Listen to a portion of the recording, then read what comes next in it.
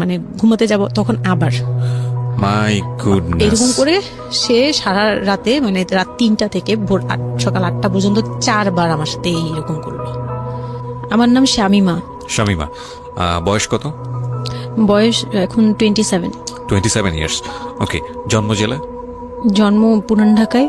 পুরান ঢাকাতে আপনার জন্ম? হ্যাঁ, পুরান ঢাকাতেই আমার ফ্যামিলি। তার মানে আপনি ঢাকাইয়া কুট্টি যেটাকে বলে বলতে পারেন এরকমই। আচ্ছা, পুরান ঢাকার ভাষা পারেন? হ্যাঁ। ওকে, ঠিক আছে, আপনি যে ভাষাতে যেভাবে বলতে কমফোর্ট ফিল করেন সেভাবেই বলবেন। তো আমাদের এই যে অনুষ্ঠানটি জীবন গল্প, এটা নিশ্চয়ই আপনি শুনেছেন এর আগে? হ্যাঁ, শুনেছি। ওকে, ঠিক আছে, তাহলে আপনার আইডিয়া আছে। জি বলুন, আপনি কি গল্প আজকে আমাদেরকে শোনাতে এসেছেন? আমি আমার ছোটবেলা থেকে মানে জন্ম থেকেই শুরু করতে চাচ্ছি। জি শিওর। আমি হচ্ছে আমার বাবা যিনি ছিলেন উনিও পুরান ঢাকার, আমার মাও পুরান ঢাকার। তো আমি যদি আমার গল্পটা বলতে চাই তাহলে আমার একদম জন্মের আগে মানে আমার বাবা আমার বিয়ে থেকে শুরু করতে চাচ্ছি। নিশ্চয়ই নিশ্চয়ই, নো প্রবলেম। তো আমার বাবা ছিলেন একজন ব্যবসায়ী পুরান ঢাকার। আচ্ছা। আর আমার মানে পাশাপাশি উনি হোমিওপ্যাথিক ডাক্তারও ছিলেন। ওকে। তো খুব ভালো একজন মানুষ ছিলেন। আর আমার আম্মু ছিলেন জমিদার, মানে জমিদার টাইপের, পুরান ঢাকায় লাইক জমিদার যেরকম থাকে আর কি, জমিদার বাড়ির মেয়ে ছিলেন। মানে পুরান এমন কি ছিল যে আগের পিতামহ বা প্রপিতামহ যেটাকে বলি জমিদার ছিল, এরকম এরকম মানে আমার নানাই ছিলেন জমিদার। ওই এলাকার সব বিচার সালিশ উনি করতেন, প্রভাবশালী খুব। জি। তো ওই দিক থেকে আমার বাবা তো বিয়ের প্রস্তাব দেয়নি, মানে ফ্যামিলি থেকেই। আমার বাবার আবার একটা বিয়ে করেছিলেন আরো 8 বছর আগে আমার আম্মুকে বিয়ে করার, ওটা ছিল লাভ ম্যারেজ। তো আব্বু আর ওই বড় আম্মু একসাথে পড়াশোনা করতেন, ওই দিক থেকে দুজন পরিচয় হয়ে বিয়ে হয়েছিল। কিন্তু 1.5 বছর পরে আমার ওই বড় আম্মু মারা যায়, অসুস্থ হয়ে মারা যান। তারপর আমার আব্বু আর বিয়ে করবেন না এরকম বলেছিলেন যে আর বিয়ে করবো না। তারপর প্রায় 8 বছর পরে আমার দাদু আর ফুপ্পিরা মিলে মানে আমার আম্মুকে চুজ করে তারপর বউ করে নিয়ে আসেন। তো আমার আম্মু খুব অসুস্থ থাকতেন প্রায়, একটু ফিজিক্যালি একটু দুর্বল। তো ওইখান থেকে আমার আম্মুর বিয়ের প্রায় 2-3 বছর পরে আমার একটা বোন হয়।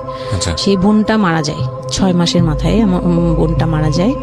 বোনটা মারা যাওয়ার পরে আমার আরেকটা কথা আমি এখানে ভুলে গেছি, যে আমার যে ফার্স্ট মা ছিলেন মানে বড় মা, আমার আব্বুর যে রিলেশন ছিল, ওইখানে একটা মেয়ে হয়েছিল। ওই মেয়েটার প্রায় 6 মাসের মাথায় মানে পেট খারাপ করে অসুস্থ হয়ে মারা যায়।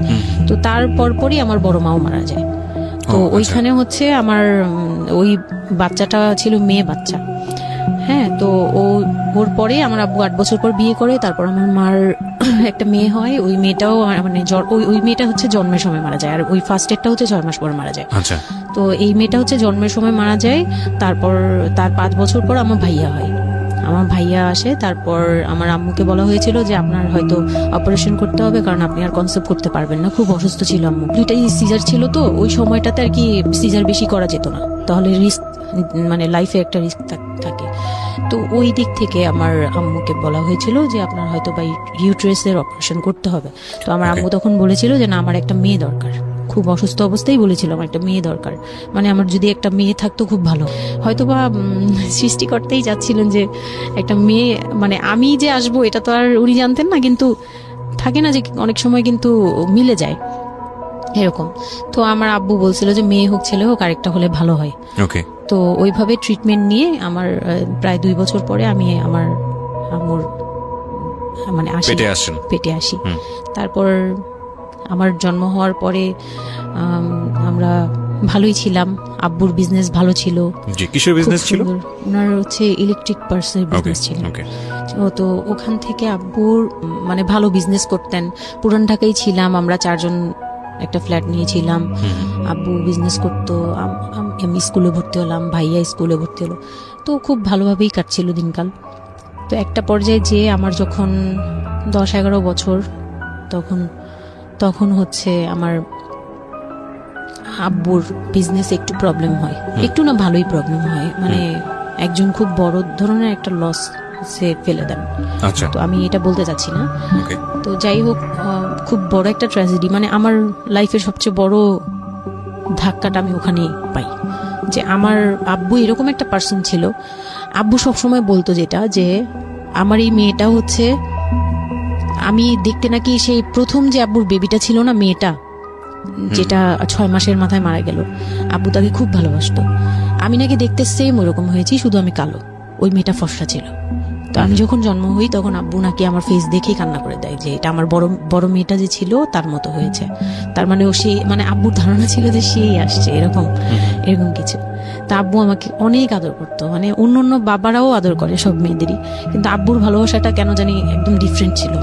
অনেক বেশি ভালোবাসতেন, অনেক বলার মতো না। সারাক্ষণ টেক কেয়ার, সারাক্ষণ, রাত নাই দিন নাই, সব সময়। আমার রাতে খুব বদভ্যাস ছিল, আমি রাত জাগতাম প্রচুর। প্রতি রাতেই আব্বু আমাকে হেঁটে হেঁটে ঘুম পাড়াতো কোলে নিয়ে। আচ্ছা। প্রায় 10 বছর 11 বছর পর্যন্ত আব্বু আমাকে কোলে নিয়ে ঘুম পাড়াতো, অনেক আদর করতো। আর তখন তো ছোট ছিলাম, যখন যেটা বলতাম আব্বু এখন এটা লাগবে, রাত দিন তো বুঝতাম না, আব্বু ওই সময় বের হয়ে যেত, মানে খুঁজতে বের হয়ে যেত কোথায় পাই এটা। আমার মেয়ে বলছে। তো ভাইয়ার সাথে খুব একটা এরকম হয় নাই, আমার সাথে বেশি হতো। তো ভাইয়া এটা নিয়ে একটু জেলাসও করতো, কারণ সাধারণতই কিন্তু মানে ভাই বোনের মধ্যে এই এটা থাকে। তো আমাদের মধ্যেও এরকম ছিল। তো আব্বু যখন বিজনেস লস হলো তখন খুব বেশি, মানে আব্বু ভেঙে পড়লো। আমরাও মোটামুটি, আমি তো আর বুঝি না, কিন্তু আমি তখন বুঝতাম যে আমার কিছু একটা কমতে যাচ্ছে, মানে কমতি হচ্ছে আমার। কারণ সবকিছু চাওয়ার পরপরই পাওয়া আর একটু লেট করে পাওয়া, এগুলো নিয়ে একটু মেন্টালি এতে পড়ে গেলাম। তো আব্বু বুঝতে দিত না, শুধু আম্মুকে বলতো যে ওদের বুঝতে দিবে না। আম্মু আমাদের বুঝতে দেয়নি, কখনো এরকম ভাবে করেনি। কিন্তু একটা সময় দেখলাম কি আব্বু বাসা চেঞ্জ করছে, ছোট বাসা নিচ্ছে, মানে এগুলো খুব ব্রেনে গিয়ে লাগলো যে ছোট বাসা কেন আর এরকম কেন হচ্ছে। আব্বু আস্তে আস্তে ব্যবসা গোটাচ্ছে, নতুন কিছু করার চিন্তা করছে, মানে এগুলো নিয়ে আমিও খুব ডিপ্রেসড হয়ে গেলাম। তখন আমি ক্লাস 6-7 পড়ি, এরকম হবে 7 থেকে 8 উঠবো এরকম। তো আব্বু সবকিছু গুটিয়ে চলে যাচ্ছিল ওনার এলাকায়, মানে দয়াগঞ্জের ওই সাইডে, মানে আমার দাদির এলাকা যে সাইডটা, ওই সাইডটাতে চলে যাচ্ছে। ওখানে চলে যাচ্ছে, বলছে আমি ওখানেই বিজনেস করবো, ওখানে একটু মানে রুম রেন্টও কম, আমি ওখানেই চলে যাব। আর আব্বুর যে ফ্ল্যাট একটা কিনেছিল, আব্বু এর মাঝখানে একটা ফ্ল্যাট কিনেছিল কিস্তিতে, তো ওইটাও সেল করে দেয়, সেল করে বিজনেসে ওইটাও ইনভেস্ট করে। এটা একটা বোকামি করে আমার আব্বু। যাই হোক, উনিও বুঝতে পারেনি। তো ওখানে যাওয়ার পরে সেখান থেকে আব্বু আর কিছু করতেই পারলো না। আর আমাকে করলো কি, ওই সাইডটা একটু মানে রাফ এলাকা, তো যে এলাকায় আব্বুরা মানে ওখানে গেল একটু অন্য ধরনের, মানে একটু ইফটিজিং বেশি হয়, এইসব প্রবলেম ফেস করতে। আর আব্বু তো আমাকে বাসা থেকে বের হতে দিত না। আর ওই সময় আমাকে বোরকা পরাতো, তখন 10-11 বছর বয়স, কিন্তু ওই সময় আমাকে বোরকা পরাতো। তো ওই দিক থেকে চিন্তা করেছে যে এখান থেকে স্কুল চেঞ্জ করতে হবে, 8-এ উঠে যাচ্ছে মেয়েটা, তো এখান থেকে স্কুল না চেঞ্জ করে ওর মামার বাসায় থাকুক, আমার ছোট মামার বাসায় আর কি। আমরা তো নানু বাড়ি তো আমার ওখানেই, বংশাল সাইডে আর কি। তো ওইখানে আমার মামা বাসায় নানু বাড়িতে রেখে আমার আব্বু যায়, কিন্তু রাখতে চায় না প্রথমে। আমার আম্মু খুব রিকোয়েস্ট করে যে এখানে ভালো থাকবে। আর আমার মামা ওইখানকার, আবার নানার পরে আমার মামাই ওখানে মোটামুটি প্রভাবশালী, মানে নানার যে প্রভাবটা ওটা আমার মামা পেয়েছে, মানে ওখানে বিচার টিচার যা হয় সব মামা করে, এখনো করে। তো ছোট মামার বাসায় গেলাম, মামি আমাকে খুব আদর করতেন, মামি আমাকে অনেক স্নেহ করেন, সত্যি কথা এখনো অনেক স্নেহ করেন, কিন্তু আমার যাওয়া হয় না, ওটা আমি পরে বলছি। তো ওখানে ছিলাম, মামার বাসায় গেলাম, খালার ছেলে, বড় ছেলে, হ্যাঁ, উনি হচ্ছে আমার মানে মামার বাসায় আসছে হঠাৎ করে। আমি জানতাম না যে কেন আসছে, মাঝে মাঝে দেখা হলে সালাম নিতাম। কি নাম ওনার? ওনার নাম রিপন। ওকে। তো উনি হচ্ছে আমার মামার বাসায় আসছে। আপনার খালাতো ভাই? খালাতো ভাই, উনি আমার খালাতো ভাই, উনি আসছে। তো অনেকদিন পর আর কি আসছে। আমি তখন 9-এ পড়ি, পহেলা বৈশাখ ছিল, আমি 8 থেকে 9-এ উঠে গেছি পহেলা বৈশাখ। তো ওই সময়টাতে তাকে দেখলাম যে সে আমাদের বাসায়, রিপন। হ্যাঁ। তো আমি সালাম দিলাম, ভাইয়া কেমন আছেন, কারণ উনি আমাদের অনেক সিনিয়র। আপনি তখন ক্লাস 9-এ পড়েন? হ্যাঁ, 8 থেকে 9 আর কি। 8 থেকে 9, ওকে। হ্যাঁ। তো ওই সময় আমি দেখে বললাম, ভাইয়া কেমন আছেন, চা খাবেন? তো আমার মামা বললো, হ্যাঁ চা বানিয়ে নিয়ে আসো। তো আমি গিয়ে পরে শুনি যে আমার মামাতো ভাই আমাকে বলতেছে যে আমার মামাতো ভাই আবার আমার একদম মানে আপন ভাইয়ের চেয়েও বেশি বলবো, কারণ ওর সাথে আমি সবকিছু, মানে ও আর আমি একসাথে বড় হয়েছি, কখনো মনে হয়নি যে এটা আমার মামাতো ভাই, নিজের ভাই মনে হতো। তো আমার বলতেছে যে তুই তো এখন আন্টি হয়ে যাবি, মানে দুষ্টুমি করতেছে যে তুই তো এখন বড় ভাবি হয়ে যাবি, হ্যান তেন। আমি বলি কেন? বলে রিপন ভাই না তোরে বিয়ে করতে চায়। তো আমি খুব হেসে দিলাম, হেসে দিলাম, মানে আমি বলতেছি যে দুষ্টামি করতেছে, এরকম ভাবছিলাম যে মনে হয় ফান করছে। আমি ওর সাথে আবার কতক্ষণ চিল্লাচিল্লি যায়, উল্টাপাল্টা কথা বলিস কেন এই সেই। তো এগুলা নিয়ে ওরা সবাই মিলে আমার সাথে বলতেছে, বলে কি এরা কেমন কথা বলো উনি এই সেই। বয়সে কত বড় ছিল আপনার থেকে? আমার তখন 13 আর উনার তখন ধরেন 37। 24 বছরের বড়, মানে আপনার না 24 বলতে এখানে, হ্যাঁ 24 বছরই তো বড়, 24 তাই তো? বছরের ও বড়। মাই গড, ওকে। তো উনি তখন, আমি ভাবতেই পারিনি যে এই লোকটার সাথে আমার বিয়ে দিবে সবাই। মানে ও বললে তো এটা পাগলামি মনে করার কথা, Right. যে এটা একটা পাগলামি, এটা এটা কেমন কথা ক্লাস 9 এ পড়া এক যে মেয়ে, উনি যদি মানে লিগ্যাল বয়সে বিয়ে করতে হয় তো আমার সমান একটা বেবি। বাচ্চাই থাকতো। হ্যাঁ, তা আমি না ভাবতেই পারিনি তখন। তারপরেও না আমি চুপ হয়ে গেছি, আমি এই ব্যাপারে ডিসিশন দেওয়ার মতো বয়স আমার ছিল না, জ্ঞানও ছিল না। তো হুট করে আমার মামা মামি আমাকে জিজ্ঞেস করারও প্রয়োজন বোধ করেনি বা জানানোরও প্রয়োজন, কি কারণে জানি না, তবে ওনারাই ডিসিশন নিয়ে বলল যে আমার আব্বু আম্মুকে জানালো, আমার মেজো খালা যে মানে আমার আম্মুর ইমিডিয়েট বড় যে, হুম, ওনাকে আমার আব্বু আম্মুর কাছে পাঠায়। হুম, আর আমার আব্বু আম্মু তখন থাকে হচ্ছে তারই আমার এক ফুপির বাসায়, হুম। বাসা ভাড়া নিয়ে থাকে আর কি। হুম। তো ফুপির বাসায় থাকে, ফুপির নিজের বাসা, তো ওখানে থাকে। তো আব্বুর কাছে পাঠায়, তখন আমিও যাই ওই বাসায়। তো আমি তো আর জানি না এই কথা বলতে আসবে। আমি আবার ভাইয়ার সাথে বসে বসে গল্প করতে থাকি, ভাইয়া ছিল, ফুফাতো বোন ছিল, আমরা একসাথে গল্প করতে থাকি। তো হঠাৎ করে শুনি যে একটু মানে আমার খালা খুব জোরে সোরে বলতেছে, মানে চিল্লাচিল্লি করে বলতেছে যে যদি এই বিয়ে না হয় তাহলে আমাদের সাথে তোদের কোনো কন্ট্যাক্ট নেই, আজকে আচ্ছা। থেকেই বন্ধ। আচ্ছা, হ্যাঁ, এই বিয়ে হতেই হবে। কেন হতে হবে? আমার আব্বু বলছে কেন হতে হবে, আমার মেয়ে তো অনেক ছোট, ও তো এই সংসারের ভার নিতে পারবে না, বলো ওগুলো আমরা দেখবো, ওরে আমরা বাচ্চার মতো পালবো। মানে উনি বলতেছে আমি দায়ভার নিলাম, আমি সবকিছু নিলাম, এইভাবে বলতেছে আমি সবকিছু দেখবো, এগুলা নিয়ে কোনো টেনশনের কিছু নাই, নিজেদের মানুষ, এর চেয়ে ভালো কোনো অফার কোনোদিন পাবা না, মানে এর চেয়ে ভালো কোনো প্রস্তাব আসবে না, এই না সেই না সেই অনেক কিছু বলতেছে। আব্বু মুখে কনভিন্স করতেছে যে এইটা যদি তোমরা হাতছাড়া করো তাহলে আর কখনো মেয়ের জন্য ভালো কিছু পাবা না, আর আমাদের সাপোর্ট জীবনও পাবা না, তোমাদের একটা সাইড পুরো বন্ধ হয়ে যাবে, মানে আমরা আমাদের সাথে তোমাদের একদম রিলেশন শেষ, হুম, তোমাদের মেয়ে এখনই রেখে যাবো, তোমরা কি করবা করো। তো আমার আব্বু ওই দিক থেকে একটু দুর্বল ছিল, পরে আমি এটা শুনে কান্না করে দিছি, মানে সাথে সাথে কান্না করে দিছি। তো আমার ভাইয়াও বুঝছে, আমাকে নিয়ে ছাদে চলে গেছে, আমার ফুফাতো বোন, ভাইয়ার এক খুব ক্লোজ ফ্রেন্ড ছিল, ছোটবেলার বন্ধু, সেও আমাকে খুব আদর করতো বোনের মতো, সেও গেল উপরে, বলতেছে আব্বু তুই কান্না করিস না, আমরা দেখতেছি কি করা যায়। তো আমার ভাইয়া বলতেছে বলে কি আমি ওরে নিয়ে কোথাও পালিয়ে যাই, আমার মনে হচ্ছে যে আমি ওকে নিয়ে এখন কোথাও পালিয়ে যাই, যে রিপন ভাই এটা কিভাবে পারে, কিভাবে এটা বলতে পারে যে বিয়ে করবে ওকে। তো আমি খুব কান্নাকাটি করছিলাম, আমার খালা চলে গেল, খালা চলে যাওয়ার পরে আমার ভাইয়া আব্বুকে যে কি বলছে জানি না, আব্বু আবার ছাদে আসছে, আমি কান্না করতেই আসি, মানে তখন কন্টিনিউ কান্না করতেছি। তো আমার আব্বু ছাদে এসে যেটা বললো যে, আমার আব্বু তখন বললো যে বলে আমি তোমাকে নিয়ে মানে বনে চলে যাব দরকার পড়লে, কিন্তু আমি ওর কাছে তোমাকে দিব। তো আমি দেখলাম যে আব্বু ফিজিক্যালি, মেন্টালি, আর্থিকভাবে সব দিক থেকে দুর্বল, এখন আমাকে নিয়ে যদি বের হয় সে পারবে না, এটুকু বুঝলাম, তার দ্বারা সম্ভব না এটা। পরে আমাকে বললো যে তুমি যদি রাজি থাকো তাহলে আমার কোনো আপত্তি না, আর যদি তুমি বলো যে না আব্বু আমি রাজি না, তুমি শুধু একবার বলো, তাহলে আমি তোমাকে নিয়ে বের হয়ে যাবো, আমরা বাবা মেয়ে কই থাকবো কেউ জানার দরকার নেই। আপনার মার কি ভূমিকা ছিল এই সময়? আমার মা তখন বলতেছে যে দিবে, আমার মা ইচ্ছা ছিল যে দিবে, কারণ আমার মা তখন এই জিনিসটা বুঝে না, মানে আমার মা এমনিতেও অনেক সহজ সরল, সত্যি কথা বলতে ওনার দোষ না এটা, সেইটা বুঝতো না যে এই যে ডিস্টেন্সে বিয়ে দিলে এই বিয়েগুলো টিকে না, বা 24 বছর বয়সের ডিফারেন্স, এগুলো নোট করবেন, এবং খুব ইম্পর্টেন্ট, আসলে খুবই ইম্পর্টেন্ট, কারণ বয়সের গ্যাপটা, না ঠিক আছে কিছু কিছু মানুষের জীবনে যে ব্যতিক্রম ঘটে না তা কিন্তু না, কিন্তু এই ব্যতিক্রমটা যদি আমরা উদাহরণ হিসেবে নিয়ে সবার উপর চাপিয়ে দেওয়ার চেষ্টা করি তাহলে কিন্তু সেটা সম্ভব নয়। ঠিক আছে, একটু একটু খেয়াল করবেন, 24 বছরের ডিফারেন্স হচ্ছে ও এবং ওর খালাতো ভাই রিপনের মধ্যে। ও যখন 13 বছর তখন ওর খালাতো ভাই হচ্ছে 37। So it's a huge gap. সাধারণত বলা হয়ে থাকে 4-5 বছরের গ্যাপ ইজ ওকে, কিন্তু এর থেকে বেশি না হওয়াটাই বেটার।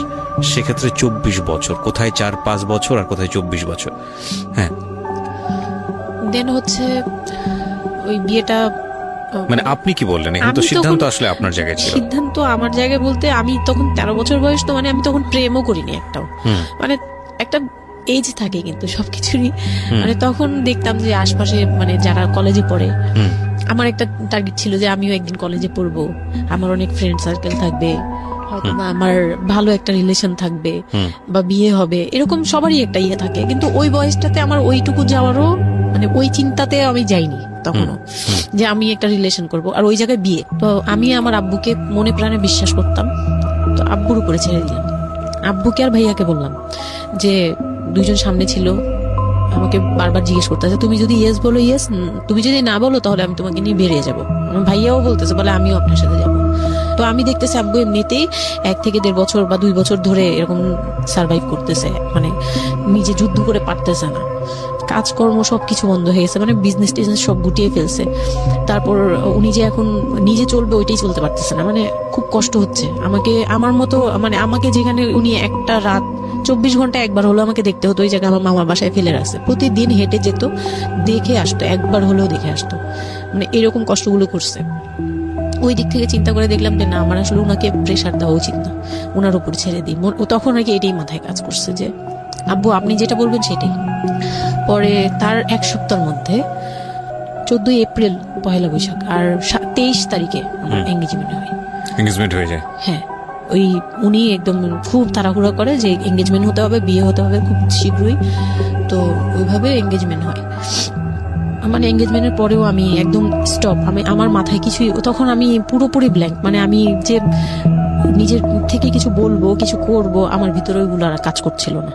স্কুলে যাইতাম, অনেক সময় যাই না, এরকম আর কি, যে যেতে ইচ্ছে করলে যাই, না ইচ্ছে করলে যাই না, ওকে। এরকম হয়ে গেলাম। এঙ্গেজমেন্টের 3 মাস পরে বিয়ে হওয়ার কথা ছিল, কিন্তু ঘুরতে ঘুরতে 4 থেকে 5 মাস ইয়ে হলো। তো 2004-এ 4 থেকে 5 মাসের মধ্যে সে আমার সাথে অনেকবার দেখা করতে চাইছে, কেউ দেখা করতে দেয়নি, কারণ আমার ফ্যামিলি খুব রেস্ট্রিক্টেড ছিল এইসব ব্যাপারে, কেউ দেখা করতে দেয়নি। আর আমিও ভয় পেতাম, তো আমি খুবই ভয় পেতাম, উনাকে অনেক ভয় পেতাম, সোজা কথা আমি উনাকে খুব ভয় পেতাম। তো এর মাঝখানে এক ভাবি, আমার নানু বাড়িতে ছিলাম, তো মানে মামার বাড়ি, আমার মামার নিজের বিল্ডিং হচ্ছে একটা, আর নানু বাড়ি পুরোনোটা, যেটা পুরোনো বাড়ি, ওখানে তো আমার সব জয়েন্ট ফ্যামিলি, মানে আমার অন্য মামারা এবং মামাতো ভাইয়ের বউরা সবাই একসাথে থাকে। তো আমার এক মামাতো ভাইয়ের বউ তাকে খুব রিকোয়েস্ট করছে যে ভাবি আপনি ওকে একটু ডেকে দেন, কথা বলবো। তো আমার মামাতো ভাইয়ের বউ মনে করছে যে সে তো তাদের তো বিয়ে হচ্ছে, তো সমস্যা কি, ডেকে দিই। তো আমাকে আর বলে নেই। প্রথম একবার আমাকে বলছিল যে দেখা করে দিবে, তখন আমি বলছি না আমি যাবো না, আমি দেখা করবো না, আমার খুব ভয় লাগতো। তখন আমার বিয়ের মনে হয় 1.5-2 মাস আগের কথা এটা। তো আমার মামাতো ভাইয়ের বউ আমাকে ডাকছে যে কিছু একটা বলে, মানে জামা বানানো বা সামহাও এরকম কিছু একটা, অনেক বছর আগে, তো ভুলেও গেছি যে কি একটা কারণে আমাকে ডাকছে সে। তো আমি গেলাম, একদম মনের অজান্তেই গেলাম। গিয়ে পরে রুমে গেছি, পরেই দেখি হইলো মানে রিপন বসে আছে। তো বসে আছে দেখে না আমার একদম খুব একটা আঘাত লাগলো যে এই ভাবি আমাকে এইভাবে নিয়ে আসলো। আর ভাবি তো মজা করে, মানে ওনারও দোষ না, উনি ভাবতেছে যে নতুন বিয়ে হবে, ওদেরকে একসাথে করিয়ে এসে। তো উনি বললো কি আচ্ছা তোরা বস, আমি চা নিয়ে আসি, এরকম বলে উঠে গেল না। আমার আরো ভয় লেগে গেছে। আর তখন আমি গিয়ে দেখতে পারলাম যে ওই লোকটার আচরণ খুবই খারাপ। মানে আমার কাছে তখন মনে হয়েছে যে কেন মনে হলো এটা? কেন মনে হলো, হুট করে ভাবি যখন গেল, সে সাথে সাথে আমার পাশে এসে বসছে এবং আমাকে মানে খুব মানে নোংরা ভাবে টাচ করতেছে। তখন আমার বয়স খুব ছোট, তো স্বাভাবিক না এটা আমার কাছে ভালো না লাগার কথাই, কারণ মানে কথা হয় আমি না। তাকে বড় ভাই জানি। এক্স্যাক্টলি, মানে কয়দিন আগেও তো সালাম কালাম দিয়ে দূরে থেকে কথাবার্তা হ্যাঁ, বড় বললাম। ভাইয়া বলতাম, সবাই মানে তাকে বড় ভাইয়াটাকে, আমিও বড় ভাইয়া ডাকতাম ওই ইয়ে থেকে। আর সেই লোকটা এসে আমাকে মানে খুব অপ্রীতিকর ভাবে জড়িয়ে ধরতেছে, তারপর জড়াজড়ি করতেছে, মানে খুব ঘেন্না লেগে গেল। আমি খুব জোরাজোরি করে আমি বললাম আমি এখন চিল্লাচিল্লি করবো, মানে তখন আমার খুব খারাপ লাগতেছিল, তখন বললাম আমি চিল্লাচিল্লি করবো বলে আমি একটু জোরে বলছি। পরে উনি আমাকে ছেড়ে দিছে, আমি এমন দূর দিছি একবারে সরাসরি মানে মামার বাসায় চলে গেছে, আর আসিনি। আর ওখানে গিয়ে অনেক কান্নাকাটি করছে যে এখন তো নাও করা যাবে না, আর এই লোকটা এরকম কেন, এই লোকটা তো তাহলে বিয়ের পরে, মানে আমার একটা ভয় ঢুকিয়ে গেছে যে এই লোকটা তো তাহলে আমাকে না জানি কি করবে, এরকম একটা ভয় ঢুকিয়ে গেছে। তখন তো ছোট ছিলাম, আর আমাদের ওই সময়টাতে তো এত মিডিয়া ছিল না যে আমরা এত কিছু বুঝবো যে এক্স্যাক্টলি মানে এক্স্যাক্টলি এই আর কি। তো ওখানে তারপর 1.5 থেকে 2 মাস পরে বিয়ে হলো। এর মাঝখানে অনেকবার ফোন টোন করতো, এই করতো, আমি রেসপন্স করতাম না। তো বিয়ে যেদিন হলো, বিয়ের রাতের কথাটা কি বলবো। নিশ্চয়ই আপনার যদি মনে হয় যে বিষয়টা সামাজিকতার জায়গাটা থেকে খুব সেন্সিটিভ, একটা মেয়ের মানসিকতার জায়গাটা থেকে, যেটা কোনো আসলে এটা রকম আমার বলার মতো শক্তিও নাই। সত্যি কথা বলতে আমি এটাই আমার লাইফের সবচেয়ে বড় ট্র্যাজেডি, বিয়ের রাত। হয়তো আপনি খেয়াল করছেন কিনা জানি না, কিন্তু আপনি মাঝখানে বললেন যে আমি অ্যাফেয়ার করবো কিভাবে, আমার মন তো তখনই ভেঙে দিছে। আমার ভিতরে একটা ভয় কাজ করে।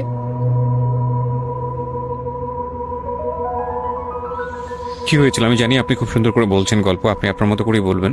আমরা আসলে মূল মেসেজটাই পেতে চাই। লোকটা হচ্ছে সামাজিকভাবে মানে সবার কাছে খুব ভালো, সবার কাছে ভালো বলতে মানে গলিতে বা এলাকায় কিছু করে না, সেই এলাকায় খুব ভালো ব্যবসা করে, খুব সহজ সরল ভাবে দোকানে যাচ্ছে, আসতেছে, খাচ্ছে, ঘুমাচ্ছে, নর্মাল। আমার সাথে যেদিন বিয়ে হলো সেদিন খুব বৃষ্টি। তো আমার তো ওই একদিনে আমার ভাবির রুমে, ওই দিনে আমি তার রূপ দেখে ফেলছি। তো তখন থেকে আমার তাকে দেখলে মানে গা শিউরে উঠতো, যে মনে হতো যে ভয়ঙ্কর একটা কিছু করবে।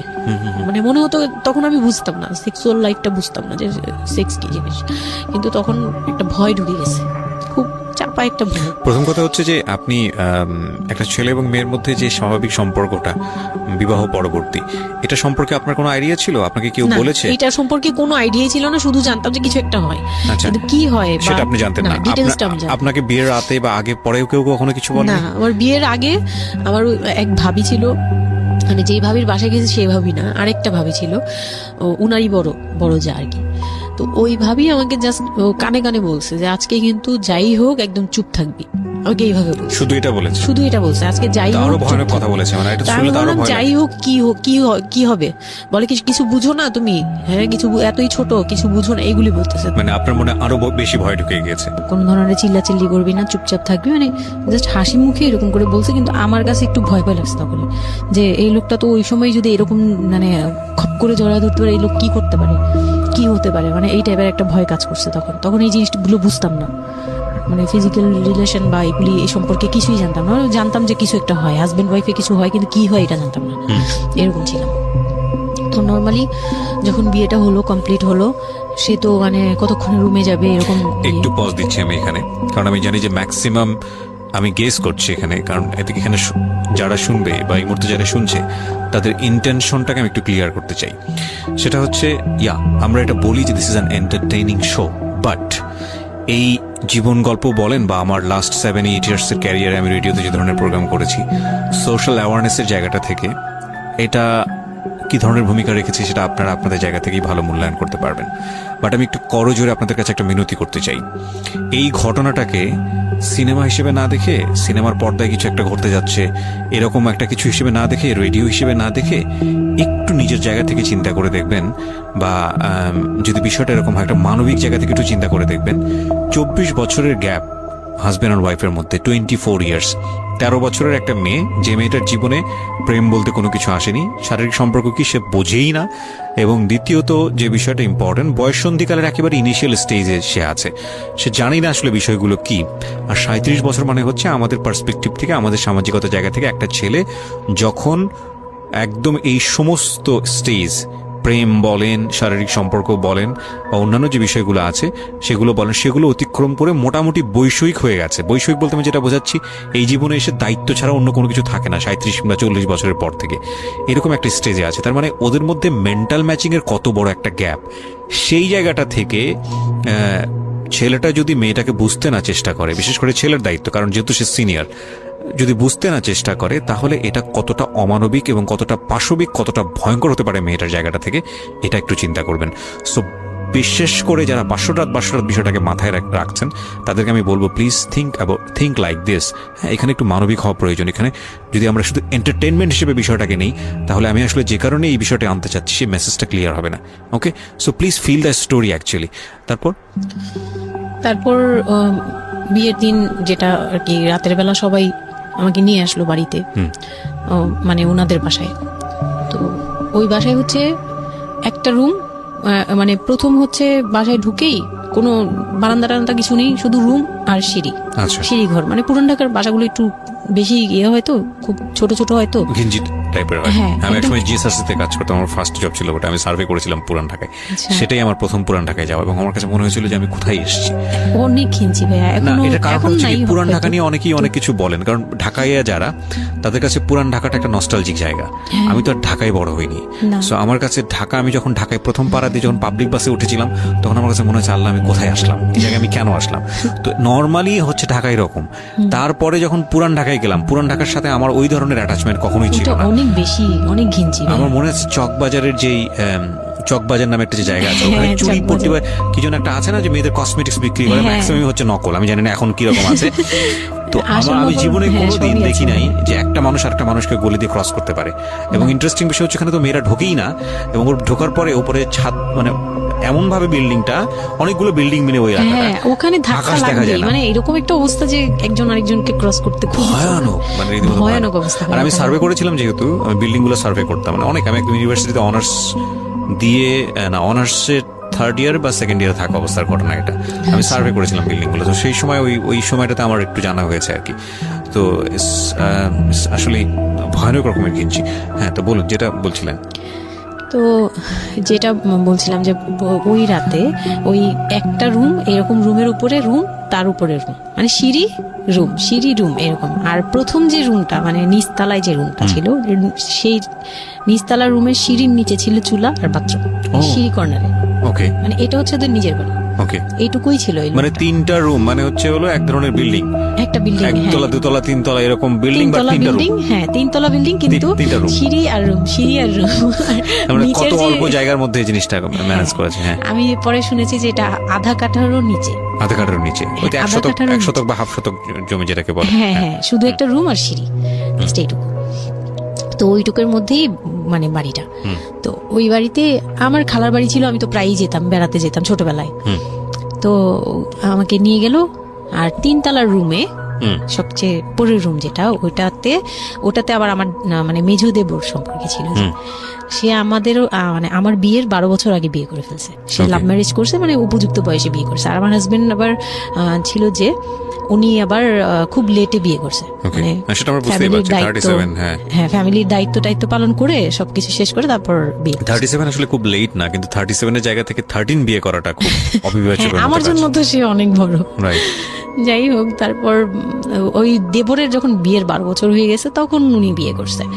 আর তো ওই ভাইয়া, মেজো ভাইয়া যে ছিলেন, তো মেজো ভাইয়ার রুমটা ছিল তিনতলায়। আমি ওখানেই আমার বাসর ঘরটা করা হয়েছিল আর কি। তো ফুল টুল তেমন ভালো আনা হয়নি, সে খুব রাগারাগি করছে। ছোট ভাই যে যারা ছিল, এলাকার ছোট ভাইটাই, ওদের সাথে খুব রাগারাগি করছে আমার হাজবেন্ড যে ছিলেন। তো এটা কোনো ঘর সাজানো হলো এই সেই বলে চলে বলতেছে, এখন তোমরা বের হও, অনেক হয়েছে, এখন তোমরা যাও, মানে খুব রাগারাগি করতেছে। তো আমি রাগ দেখে আরো ভয় পেয়ে গেছি প্রথম রাত। তারপর আবার আমি মানে এই অবস্থায় আসছি, বউ হয়ে আসছি, আমার শরীরে ভারী গহনা, শাড়ি টাড়ি, মানে আমি এগুলোর ওজন নিতে পারছি না। 4-5 ঘন্টা হয়ে গেছে আমাকে এগুলো পরায় রাখা হয়েছে, ভারী মেকআপ দেওয়া হয়েছে, আমি এগুলো কখনো ইউজ করিনি ফার্স্ট লাইফে। মানে আমি দেবীর মতো সেজে বসে আছি, এরকম একটা ইয়ে। তো খুব ভয়েও কাজ করছে, নার্ভাসনেস। তারপর এখন কি হবে, সবাই Right. বের হয়ে গেলে কি হবে, এটা একটা টেনশন। আর শুধু মানে কেমন কেমন জানি একটা ফিল, যেটা সাধারণত নর্মালি হওয়া উচিত একটা ছেলে এবং একটা মেয়ের জায়গাটা থেকে। এটা হচ্ছে জীবনের সবচেয়ে সুন্দরতম মুহূর্তের একটা, রাইট? আমরা সেটাই চিন্তা করি না। একটা মেয়ের জীবনে স্বপ্ন থাকে তার একটা বাসর রাত দিন কিংবা ফুলসজ্জার রাত, আমরা যেটাই বলি সেটা নিয়ে। একটা ছেলের জীবনেও নিশ্চয়ই থাকে, এবং সেটা চমৎকার হয়ে সারা জীবন স্মৃতি হয়ে থাকুক, এরকম কিছু একটা থাকে। হ্যাঁ, কিন্তু- এবং সেখানে বিষয়টা যদি এরকম হয় যে একটা মেয়ের জীবনে আতঙ্কের রাত এবং ভয়ানক রকম আমার আতঙ্কের লাইফে একটা, সবচেয়ে বড় আতঙ্কের রাত ছিল ওটা। এবং মানে তাহলে এখনো আপনি ভয় চিন্তা করে লাগে। দেখতে পারেন। হ্যাঁ, এবং সেটাকে যারা আজকে এই রেডিও যারা শুনে, যারা এটাকে এন্টারটেনমেন্ট হিসেবে নিচ্ছেন, তাদের জায়গা থেকে আমি বলতে পারি যে এখানে নিজেরও কিন্তু একটা পরিচয়ের বিষয় আছে। হ্যাঁ, মানে নিজের পরিচয়টা নিজের কাছে কি দিচ্ছেন একটু চিন্তা করে দেখেন। ঘটনার ভেতরে ঢোকার চেষ্টা করুন, এই মেয়েটার মানবিক অনুভূতিটাকে জানার চেষ্টা করুন, অন্য কিছু নয় প্লিজ। কজ আমরা আমাদের সামাজিকতার জায়গাটা থেকে মেয়েদের এই বিষয়গুলোকে উইথড্র করে বা না ভেবে তাদেরকে কখনো কখনো সারা জীবনটা ধ্বংসের দিকে ঠেলে দিই। হয়তো মেয়েটার ক্ষেত্রে এরকমই কিছু হয়েছে। আমরা একটু সামনের দিকে আগাবো। জি, তারপর উনি আমাকে আমি তখন শাড়ি টাড়ি পরা, গহনা পরা, তো খুব নর্মালি সবাই চলে গেল পরে খুব নর্মালি আমাকে বলতেছে যে ড্রেসটা চেঞ্জ করো, শাড়িটা চেঞ্জ করো, গহনাটা অন্য চেঞ্জ করো। তো আমি আমার লাগেজ থেকে একটা 3 পিস নিলাম। ওই 3 পিসটা নিয়ে ওয়াশরুমে চলে গেলাম। ওয়াশরুম বলতে ওই যে উপরের রুমেই একটা ওয়াশরুম আছে, আর নিচের রুমে মানে উপরের রুমে তো আর সিঁড়ি ঘর নাই, সিঁড়ি ঘরটাতেই একটা ওয়াশরুম ছিল, ছোট্ট একটা টয়লেট ছিল। ওইটাতে গিয়ে আমি চেঞ্জ করলাম খুব কষ্টে, চেঞ্জ করে তারপর মুখের মেকআপ টেকআপ এগুলো ওয়াশ করে আসলাম। তারপর আসার পরে উনি বলতেছে উজু করে আসো। হ্যাঁ, তো আমি উজু করলাম, উনি উজু করছে করে মানে প্রথম রাতে নাকি নামাজ পড়তে হয় সবাই বলে দিছে, তো ওই নামাজ পড়লো আমাকে নিয়ে।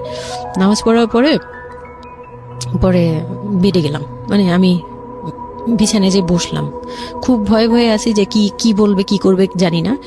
তো উনি আমার পাশে এসে বসে আমাকে ফার্স্ট কথা যেটা বললো, মানে এইটাই ফার্স্ট কথা ছিল যে আমি তো ওই ফ্যামিলির বড় ছেলে, আর তুমি তো আমাদের ফ্যামিলির সবাইকে চিনো জানো, তোমার তো আর চেনা জানার দরকার নেই। আর আমার তখন ওনার মা মারা গেছে 3-4 বছর, মানে 3 বছর হবে এরকম, 3 থেকে 4 বছর এরকম হবে।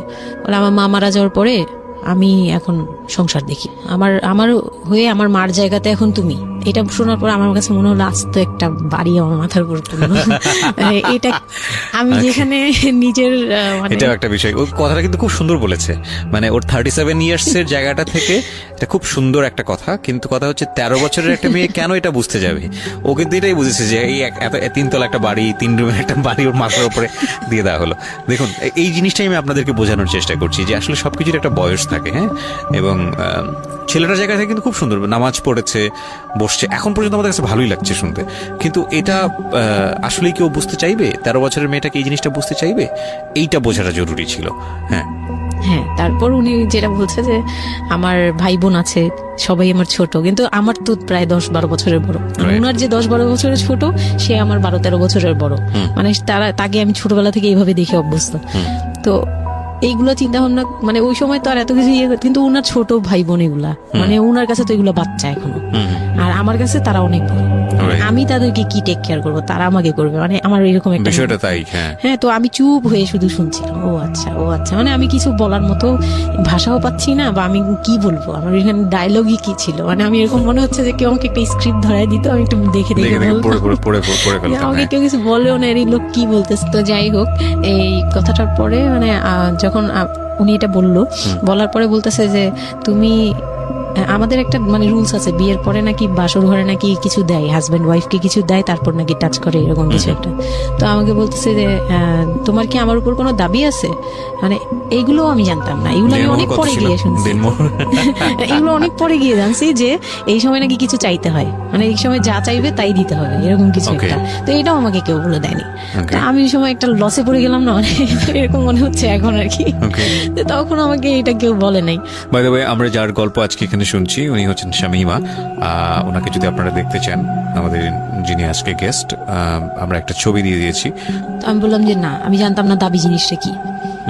তো না বলার পরেই সে তো মানে আমার কাছে খুবই, মানে এই কথাগুলো বলতে আমি বলতে পারবো না। না, ঠিক আছে, বলার দরকার নেই, আমরা জাস্ট সিচুয়েশনটা বুঝতে যাচ্ছি যে ওইটা আমার ফার্স্ট নাইট ছিল, আর আমি ওগুলা মানে ওই ফিজিক্যাল ব্যাপারগুলো আমি বুঝতাম না ওই সময়টাতে, বোঝার কথাও না, বুঝতামও না, একদমই বুঝতাম না যে এই হয়। তো যখন উনি শুরু করলো, শুরু থেকে শেষ পর্যন্ত মানে খুব অল্প সময়ের মধ্যে খুব অমানবিকভাবে, মানে এটা এখন বর্তমানে যদি আমি কল্পনা করতে যাই, তাহলে এটা একমাত্র পারে রেপিস্টরাই পারবে। এটা রেপ ছাড়া কিছুই ছিল না, এখন বুঝি, ওই সময় বুঝতাম না। আর ওই সময় আমি এগুলো বুঝতাম না দেখে, আর আমাকে একটা কথা বলা হয়েছিল, আমার মাথায় একটা জিনিস কাজ করছিল যে ভাবি বলছে যে এইখানে যা হবে এগুলো সবই ঠিক। হ্যাঁ, এখানে যাই হোক, মানে ভেঙে বলেনি, বলছে তোর সাথে আজকে যা হবে এটি ঠিক, আর এটা মেনে নিতে হবে, আর এটা যদি না মেনে নিস তাহলে মানে এই ধরনের একটা বলছে যে এটা আজকের রাতের কোনো চিল্লাচিল্লি করা যাবে না। তো আমিও চুপ করে, আমার কাছে মনে হচ্ছিল কেউ আমাকে ছুরি দিয়ে আঘাত করতেছে, মানে মনে হচ্ছিল যে কেউ আমাকে ছুরি দিয়ে আঘাত করতেছে, আর আমি ব্লাড দিয়ে পুরো, মানে আমার শরীরে সব ব্লাড বের হয়ে যাচ্ছে। আমার এরকম মনে হচ্ছে যে আমার শরীর থেকে সব ব্লাড বের হয়ে যাচ্ছে, আমি মানে গরু কাটলে যেরকম ইয়ে করে না, আমি এরকম কাঁপতেছি, ওরকম কাঁপতেছি। কিন্তু সে তার কাজ করলো। আমি খুব অবাক হয়েছি যে আমি উঠে বসতে পারতেছিলাম না, সে আমাকে টান দিয়ে উঠে বসাইছে, বসায় বলতেছে ওয়াশরুমে যাও। আমি ওয়াশরুমে কিভাবে গেছি আমি জানি না, আমি খুব ধরে ধরে খুব মানে খুব কষ্টে কাঁপতে কাঁপতে ওয়াশরুমে গেলাম, ফ্রেশ হয়ে আসলাম। আসার পর পর আমি খুব কষ্টে যে আমি যখন বিছানায় মানে ঘুমাতে যাব তখন আবার মাই গুডনেস। এরকম করে সে সারা রাতে মানে রাত 3টা থেকে ভোর সকাল 8টা পর্যন্ত 4বার আমার সাথে এইরকম করলো। আমি আর সকালে উঠতে পারি না, মানে আমি উঠে বসতে পারি না। তারপর 2-3 দিন কি হয়েছে আমার মাথায় নেই, মানে আমি এখন আর এটা বলতে পারবো না, কারণ আমি পুরো সেন্সলেস ছিলাম আর উনারে দেখলেই আমার ভয় লাগতো। সে যতবার আসতেছে সামনে, 2-3 দিন আপনি সেন্সলেস অবস্থায় ছিলেন? আমি জানি, মানে আমি সেন্স ছিল, কিন্তু আমি এখন গল্পটা বলতে পারবো না যে এই 2-3 দিনে কি কি হয়েছে। আচ্ছা আচ্ছা। এই 2-3 দিন আমার বৌভাত হয়েছে, আমাকে পার্লারে নিয়ে যাওয়া হয়েছে, কিন্তু আমি নিস্তব্ধ। আর তখন আমার মানে শারীরিক কন্ডিশন খুব খারাপ, কিন্তু সবাই বুঝতেছিল, কিন্তু কেউ বুঝতে দিচ্ছিল না আমাকে। মানে এভরিবডি অ্যাভয়েড দিস, মানে সবাই এই জিনিসটাকে সবাইটাকে অ্যাভয়েড করে। অ্যাভয়েড করছে, তারা পার্টিটাকে এনজয় এটা শুধু আপনার ফ্যামিলির সমস্যা না, এটা আমাদের পুরো সমাজেরই সমস্যা। এটা কিন্তু সমাজটাই আমার- অ্যাভয়েড করে। এবং আমার মনে আছে I face huge difficulty for the first time যখন আমি রেডিওতে এই ধরনের একটা, আমি নট আজকেই না প্রথম, আমি এটা এর আগে বিষয়গুলো খুব চ্যালেঞ্জ জায়গা থেকে আমি প্রচার করার চেষ্টা করেছিলাম। অ্যান্ড আই ফেস, এগুলো হয়তো আমার লিসনাররা কখনোই জানে না, আই ফেস হিউজ ডিফিকাল্টিস।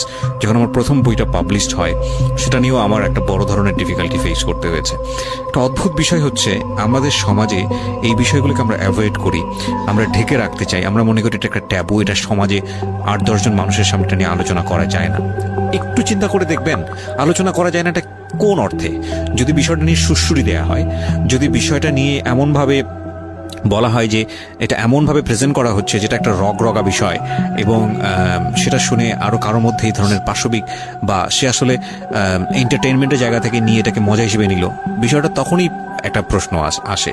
কিন্তু যদি বিষয়টা লেসনের জায়গা থেকে আসে, একটা সামাজিক শিক্ষার জায়গা থেকে আসে, যে একটা পুরুষ সে 37 বছর বয়স, সেটা আমিও হতে পারি, আপনিও হতে পারি, বা যে ছেলেটা ওনার জীবনে এসছে সে তো হয়েছেই, যে তারা যেন কখনো এরকম অমানবিক না হয়। এবং নট অনলি দিস, একটা মেয়ে যখন 13 বছরে থাকে তাকে পরিবারের এত বড় সাপোর্টের জায়গা থেকে বাবা এত ভালোবাসতো, তার জায়গাটা থেকেও কোন একটা সাময়িক সমস্যার সমাধান করবার জন্য বা যাই হোক না কেন শেষ পর্যন্ত যে রাজি হয়েছে, এরকম এক ধরনের এটা তো জবাই করা আমি বলবো, যে একটা মেয়েকে শুধু শারীরিকভাবে হয়তো সে যেই প্রবলেমটা ফেস করেছে ওই রাতে সেটা হয়তো সে ধীরে ধীরে রিকভার করবে, কিন্তু সারা জীবনের জন্যে সে যে মেন্টালি ওই জিনিসটাকে ভয়ানক রকম ভাবে একটা বাজে জায়গায় বাজেভাবে চিন্তা করা শুরু করলো মানুষের জৈবিক চাহিদার জায়গাটাতে, এটা তো একটা মানুষের থিঙ্কিংটাকে জবাই করে দেয়া, তাই না?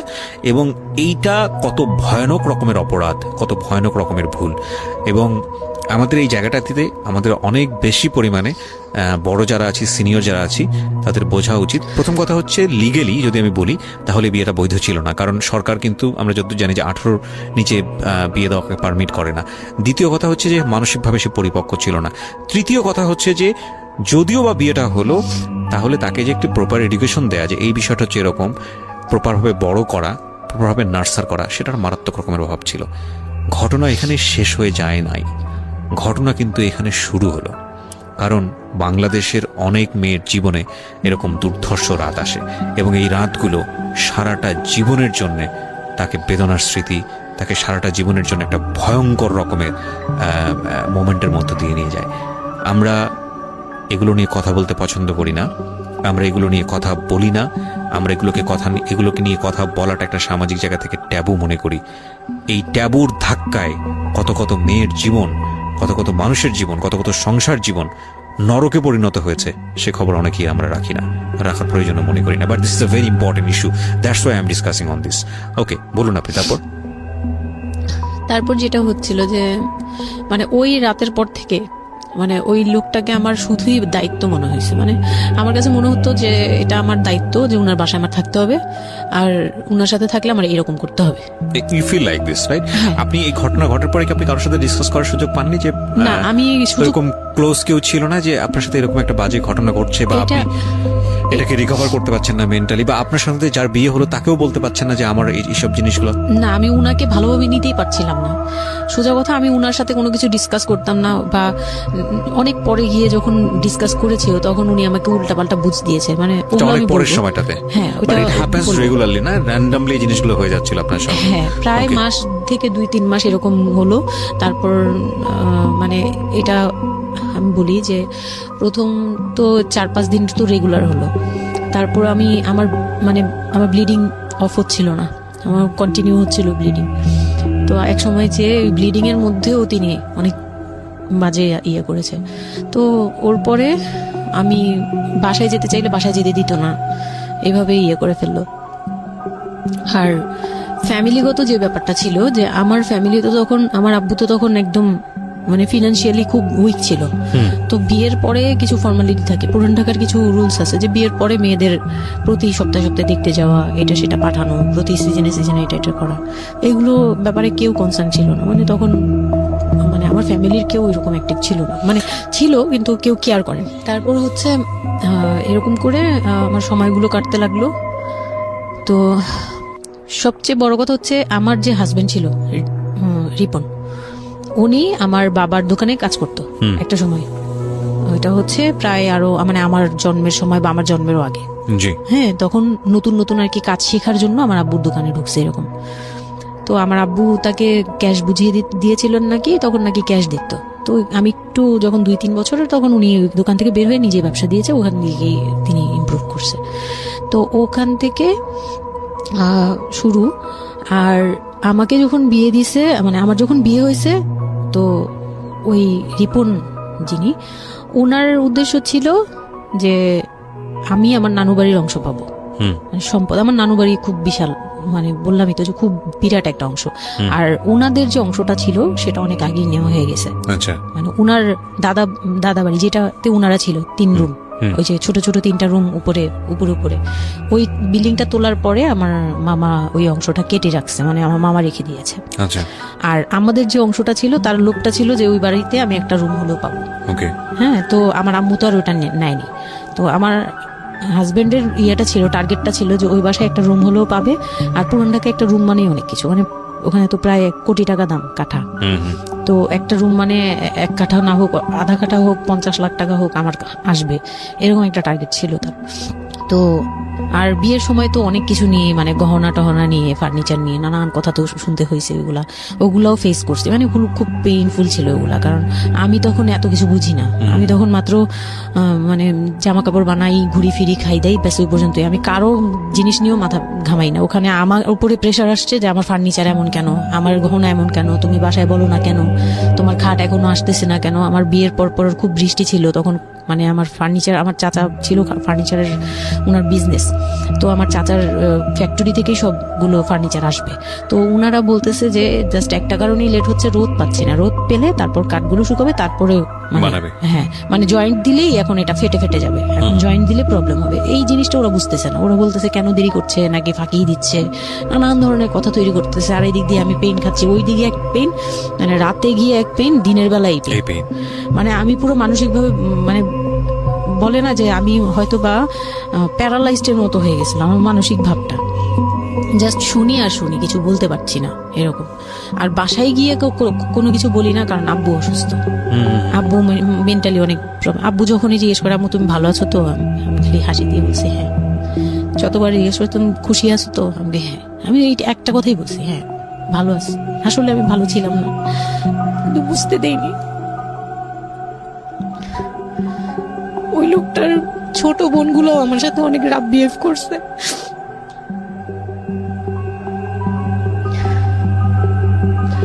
তো অনেক রুডলি আচরণ করেছে।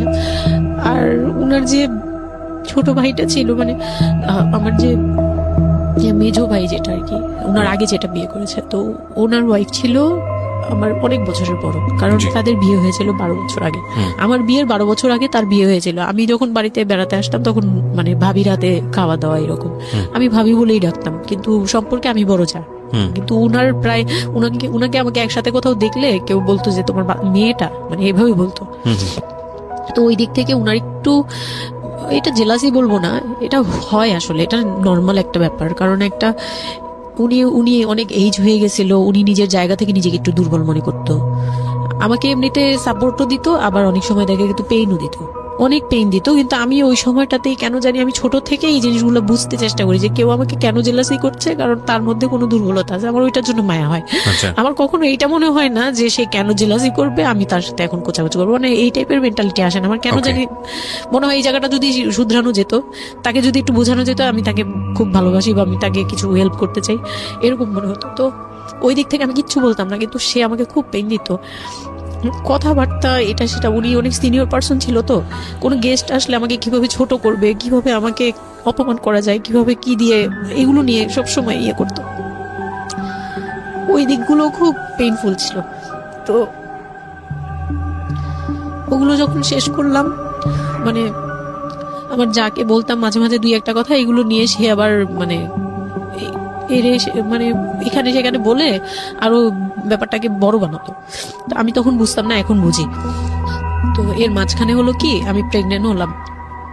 বিয়ের ও, কয় মাস না পরে না, ঘটনা? বিয়ের 1.5 মাস পরে আমি হচ্ছে কক্সবাজার যাব। আচ্ছা আমার হাজবেন্ড বলতেছে যে ঈদ চলে আসছে, তুমি ঈদের মধ্যে কিছু না নিয়ে আসো, ঈদের পরে আমরা কক্সবাজার যাই, এখানে কোনো খরচ টরচ যাতে আমাদের না হয়, হ্যাঁ, এই জন্য আমরা কিছু কিনবো না। আমি বলছি আচ্ছা ঠিক আছে।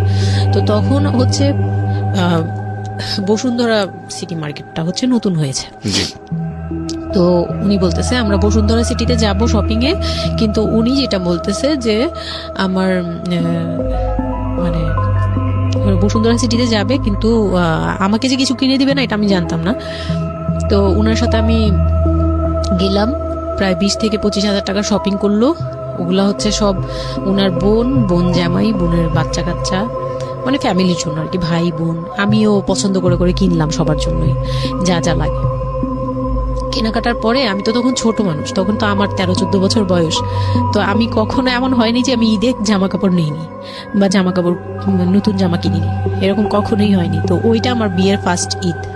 তো আমার একটা শখ ছিল কি যে অন্তত একটা কটন ড্রেস হলো আমি পাবো, এরকম একটা ইয়া ছিল আমার ভিতরে, যে না আমাকে কি আর না দিবে নাকি, বলছে দিবে না, ও হয়তো বা ভালো কিছু দিবে না, হয়তো নর্মাল কিছু হলেও আমাকে দিবে, ঈদে তো আর পুরনো জামা পরে থাকবো না। তো আমার এরকম ধারণা ছিল। ও পুরো শপিংটা শেষ করলো সারাদিনে, আমি রোজা রেখে পুরো শপিংটা করলাম খুব চয়েস করে করে। লাস্ট মোমেন্টে যে সে আমাকে নিয়ে চলে আসতেছে, যখন সে আমাকে নিয়ে রওনা দিল, মানে আমার মনটা খারাপ হয়ে গেল। আমি কিচ্ছু এটা বলিনি, বিয়ের প্রথম ঈদ এটা। তো আমি কিচ্ছু বলিনি। such a idiot, মানে নাথিং টু সে, মানে স্পিচলেস টোটালি। হ্যাঁ, পরে উনি কিচ্ছু কিনে দিল না আমাকে, তখন আমি না মনটা খারাপ হলো আমার, কারণ স্বাভাবিক এটা আমার এখনকার বয়স হলে হয়তো হাইড করতে পারতাম, আমি এখনো পারি না। সত্যি কথা বলতে আমি কখনোই নিজেকে হাইড করতে পারিনি, এখন তো তখন তো আরো পারতাম না। তো উনি আমাকে করলো কি যে আসার সময় বলতেছে যে একবারে নিচে, তখন বলতেছে তোমার কি মন খারাপ? আমি বলছি যে না, আমি তো কিছু নেই নাই, ঈদের দিন কি পরবো? তো বলতেছে তোমার তো অনেক ড্রেস নিয়ে আসছো, ওগুলা থেকেই পরো, ওগুলাই তো এখনো পুরোনো হয়নি, এখন দরকার কি আছে কেনার? বলে তারপরে চুড়ি দেখলো, চুড়ি দেখে আমাকে 2 মুঠ চুড়ি কিনে দিল 200 টাকা। এই ছিল আমার ঈদের মানে ফার্স্ট অ্যান্ড লাস্ট, এইটাই ছিল আমার শপিং, আর কোনো কিচ্ছু কিনে দেয়নি সে আমাকে।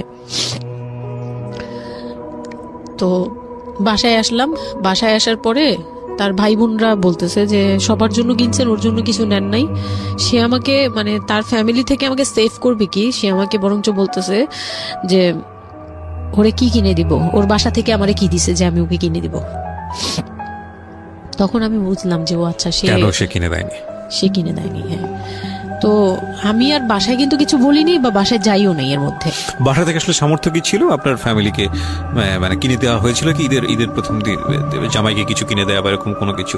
হ্যাঁ, এটা করেছিল চান রাতে, একবারে লাস্টের দিকে। আর আপনাদের শপিংটা হয়েছে তার আগে। তো সে এটা বলে ফেললো প্রায় 20 রোজার পরে এই ঘটনা আর কি। তো একবারে চাঁদ রাতের দিন আমার ভাই আর কি একটা পাঞ্জাবি গিফট করলো তাকে, আর সে আমাকে আর কিছুই দিল না। হ্যাঁ, সে ভাবতেছে যে আমি বুঝি বাসায় জানানোর পরে তখন এটা করছে। হ্যাঁ, তখন গিয়ে আরো খেপে গেল যে আমি নাকি বাসায় জানাইছি, তাকে ছোট করলাম এই জন্য। কিন্তু আসলে মানে সত্যি কথা বলতে যে আমি কিছুই বলি নাই, আমার মুখ দিয়ে তখন কথাই আসতো না, আমি ম্যানেজ কি করব, আমার তো কিছুই মাথায় থাকতো না তখন। তখন আমি তো পুরো মেন্টালি একটা ইয়েতে ছিলাম। তো আমার এমনও মনে হয়েছিল তখন, মানে ওই মাসখানিক যে সে আমাকে ওই ফিজিক্যাল টর্চার গুলো করতো, তখন আমার এমনও মনে হয়েছিল যে আমি এক কাজ করি, বের হয়ে কোথাও চলে যাই, মানে অজানার উদ্দেশ্যে কোথাও চলে যাই। যদি আব্বুর এই অবস্থা না থাকতো হয়তো আমি করতাম এটা। সত্যি কথা বলতে একমাত্র আব্বুর কথাটা যখন মনে আসছে, চোখে ভাসছে যে আমার আব্বু তো মরে যাবে, তখন গিয়ে আর এটা করতে পারিনি, নয়তো ঠিকই আমি বের হয়ে যেতাম। তো ঈদ আসলো, ঈদের পরের দিন কক্সবাজারের উদ্দেশ্যে রওনা দিল। আর তার একটা অভ্যাস ছিল যে মানে সে কিছু দিলে বা করলে বা আমার জন্য যদি সে 2 টাকাও খরচ করতো, এটা খুব হাইলাইট করতো, সবার সামনে তুলে ধরার জন্য চেষ্টা করতো। কক্সবাজার যাবে, সে খুব মানে ঢোল পিটাচ্ছে যে আমাকে নিয়ে কক্সবাজার যাচ্ছে, কিন্তু শপিং করে দেয়নি, এটা আবার হাইক করতেছে। আচ্ছা, যাই হোক, ওই সব বলতে গেলে শপিং এর টাকা সেভ করে আমাকে কক্সবাজার নিয়ে যাচ্ছে। তো গেলাম কক্সবাজারে, সেখানে গিয়ে আরেক ধাক্কা খেলাম যে কক্সবাজার যাওয়ার পরে প্রথম রাত মোটামুটি ভালো ছিলাম, পরের দিন সকালে সে আমার সাথে মানে এমন ভাবে মানে ফিজিক্যাল রিলেশন করতে চেয়েছে যেটা সম্পর্কে আমি অবগত ছিলাম না, মানে আমি জানতাম না যে এরকম কিছু হয়। তো এক সময় সে আমার হাত পা জোড়াজোড়ি করে ধরে, মানে প্রায় হাত পা বাঁধার মতো জোড়াজোড়ি করে সে আমার সাথে ওই রকম কিছু করতে চায়। তখন আমার মানে আমি খুব বাধা দেওয়ার পরে বা চিল্লাচিল্লি করার পরে সে আমার গায়েও হাত তুলে 2-3টা চট থাপ্পড় দেয়। আপনাদের মধ্যে সম্পর্কের জায়গাটা কি আপনি তখনও কি ওনাকে আপনি করে বলতেন? হ্যাঁ, আমি এখনো স্টিল নাও। তার মানে বিষয়টা এরকম হয়ে গেছে যে ওই দূরত্বটা বিয়ের পরে ছিল, এবং সেই দূরত্ব থাকা অবস্থায় ও এই জিনিসগুলো প্র্যাকটিস করে যাচ্ছে ওর মতো করে। হ্যাঁ। এবং সেখানে যখন ও সাকসেসফুল হতে না পারছে, তখন সে আপনার গায়ে হাত তুলছে, তাই তো? হ্যাঁ, সেটাই। হ্যাঁ, তারপর আর সবচেয়ে বড় কথা হচ্ছে সে তার জায়গাটা, সে তার চাওয়াগুলো সব পূরণ করতেছে, বাট আমার দিকটা দেখছে না। এবং সে যে শুধু আমার না, মানে সে মানুষটাই এমন, আগে বুঝি নেই, পরে অনেক ধীরে ধীরে গিয়ে পরে বুঝতে পারছেন, বুঝতে পেরেছি যে উনি সম্পূর্ণ মানুষটাই। সেলফ সেন্টার, মানে নিজের যেটা একদম অধিকার self, সেটা সে হ্যাঁ। আদায় করে নিবে, তার বাকিগুলো নিয়ে তার কোনো কে মাথা কি ব্যথা হচ্ছে বা কার কি হচ্ছে এটা Okay, fine. দেখার বিষয় না, Okay, এটাই তারপর? মেন্টালিটি। তো এইগুলো করার পরে আমার মানে খুব পেইন হলো, আমার খুব কষ্ট হলো যে আমি কবে আবার ঢাকায় যাব, একটা পেইন। ওটা কি জীবনে প্রথম কক্সবাজার যাওয়া? হ্যাঁ, ওটা আমার লাইফে ফার্স্ট। চিন্তা করে দেখুন, এটা এক ধরনের হানিমুনি বলা চলে ওদের জন্য। হানিমুনই করা হয়েছিল, কিন্তু ওটা আমার জন্য হানিমুন ছিল না, অন্য কিছুই ছিল। আচ্ছা, খুব পেইনফুল ছিল। ওকে। যাই হোক, আমি খুব ভয়ে ছিলাম যে এখানে আমাকে মেরে ফেললেও কেউ জানবে না, এরকম একটা ফিল ছিল আমার ভিতরে। একটা জিনিস চিন্তা করতে পারেন, প্রত্যেকটা মোমেন্ট একটা মানুষ একটা মেয়ের সাথে, একটা ছেলের সঙ্গে বসবাস করছে একটা মেয়ে, এবং তাদের স্পেশাল মোমেন্টস গুলো তার জন্য ভীতির কারণ। সে হয়তোবা তখন এরকম মানে চিন্তা করছে যে এই স্পেশাল মোমেন্টটা যেন না আসে, ওর সঙ্গে স্পেশাল টাইমটা যেন আমি না হয়, রাত যেন না হয়। বিষয়গুলো তো এরকমই ছিল, কারণ ওর জন্য কিন্তু এগুলো অনেক ভয়ানক রকমের টর্চার। হ্যাঁ, তারপর আর আমার সাথে যে যারা ছিল, মানে ফ্যামিলি তো 2টা গিয়েছি আমরা, মানে আমার হাজবেন্ড আমাকে নিয়ে গেছে, আর হচ্ছে আমার চাচাতো বোনের রিসেন্ট বিয়ে হয়েছিল, চাচাতো বোনের হাজবেন্ড আর চাচাতো বোন, ওরা 2জন গিয়েছে। কিন্তু ওরা ওদের মতো ছিল, আমরা আমাদের মতো ছিলাম, এরকম আর কি।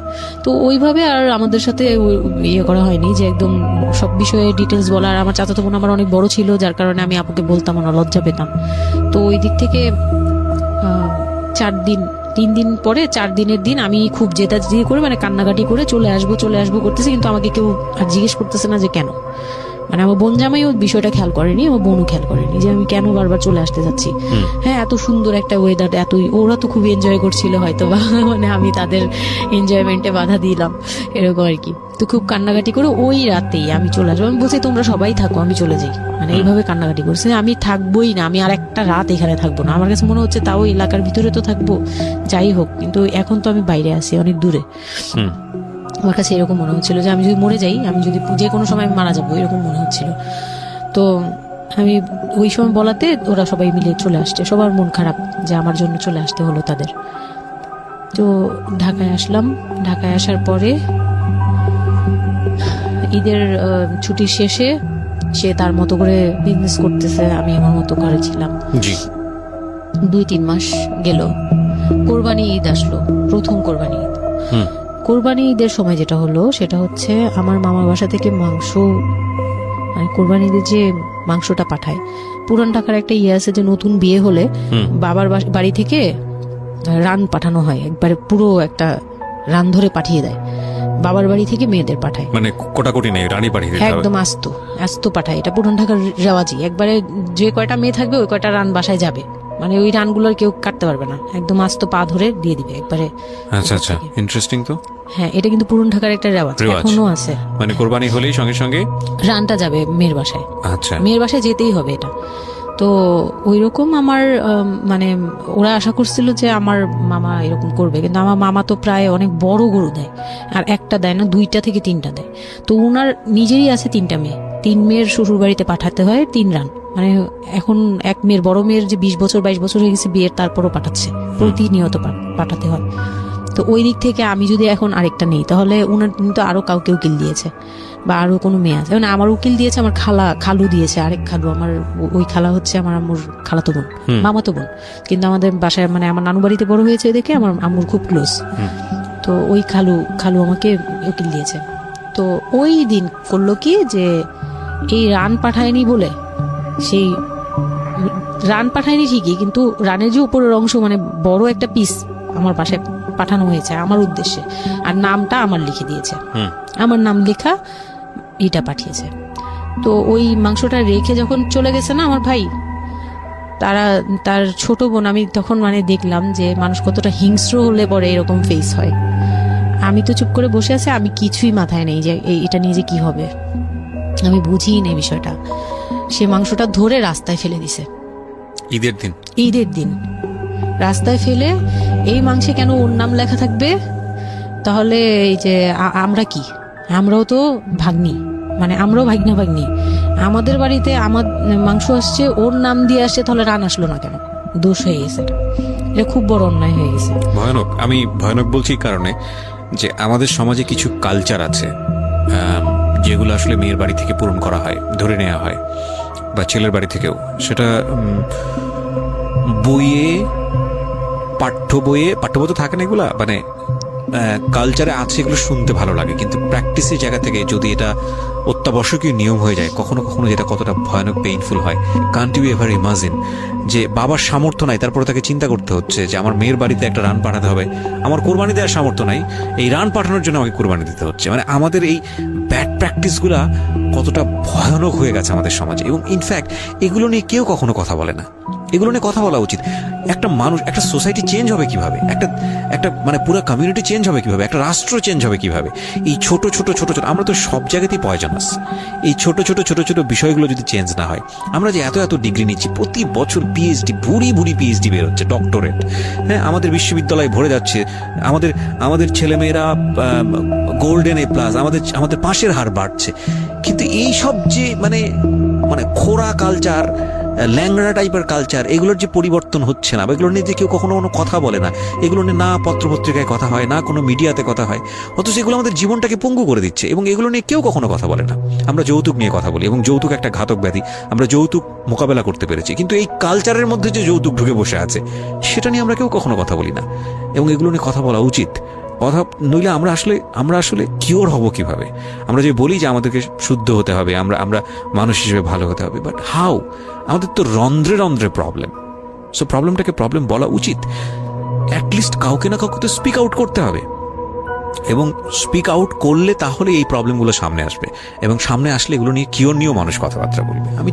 আমি তো জীবনে কোনোদিন শুনিও নাই, আমি জানি না পুরান ঢাকার এই কালচার যে মেয়ের বাড়িতে রান পাঠাতে হয়, এটা এখনো আছে, এবং এটা নিয়ে মোটামুটি মারামারি বাঁধার মতো অবস্থা। হ্যাঁ, এটা নিয়ে মানে এটা কোনো ভাবেই মিস করা যাবে না, এরকম অবস্থা। তো আমার বাসায় কিন্তু রান আসছে, আমার বাসায় পরে রান আসছে। ওকে, ওইটা ছিল ঈদের দিন। হ্যাঁ, ঈদের দিন তারা আমাকে খুব ব্যাডলি কথা শুনেছে, আমাকে সামনে বসিয়ে রেখে, মানে 4-5 ভাই বোন একসাথে বসে যেরকম মিটিং, মনে হয় আমি অনেক বড় একটা পাপ করে ফেলছি তার ভাইয়ের কাছে বিয়ে হয়ে। আমার পাপ হয়েছে যে আমি নাকি তার ভাইকে কিভাবে ভুলিয়ে ভালিয়ে, আমি তখন ভুলাবো কি, আমার তো ভালানোর প্রশ্নই আসে না। আমি তখন মনে মনে মানে হাসিও পাচ্ছে, আমি অবাক হচ্ছি যে এগুলো কি বলতেছে, আমি নাকি তাদের ভাইকে হাত করেছি, এই টাইপের কি কথা বলতে, মানে আমি এখন বলতে পারবো না বুঝিয়ে। তো এগুলো বলছে, তো আমার কাছে খুব মনে হচ্ছে যে আমি খুব কান্না করছিলাম। তো কান্না করার পরে আমার যে হাজবেন্ড ছিল, সে কেমন একটা লোক যে সে এটাও বললো না যে মাংসটা তুলে নিয়ে আসি, এটা তো একটা মানে বলতে গেলে কোরবানি দেওয়া হয় বাই দ্য ওয়ে, আপনার শ্বশুর বেঁচে ছিল না? না, আমার শ্বশুর শাশুড়ি দুজনই মারা গিয়েছে। তো তার মানে ওই পরিবারের মূল হর্তাকর্তা হচ্ছে আপনার হাজবেন্ডই। হ্যাঁ। আচ্ছা।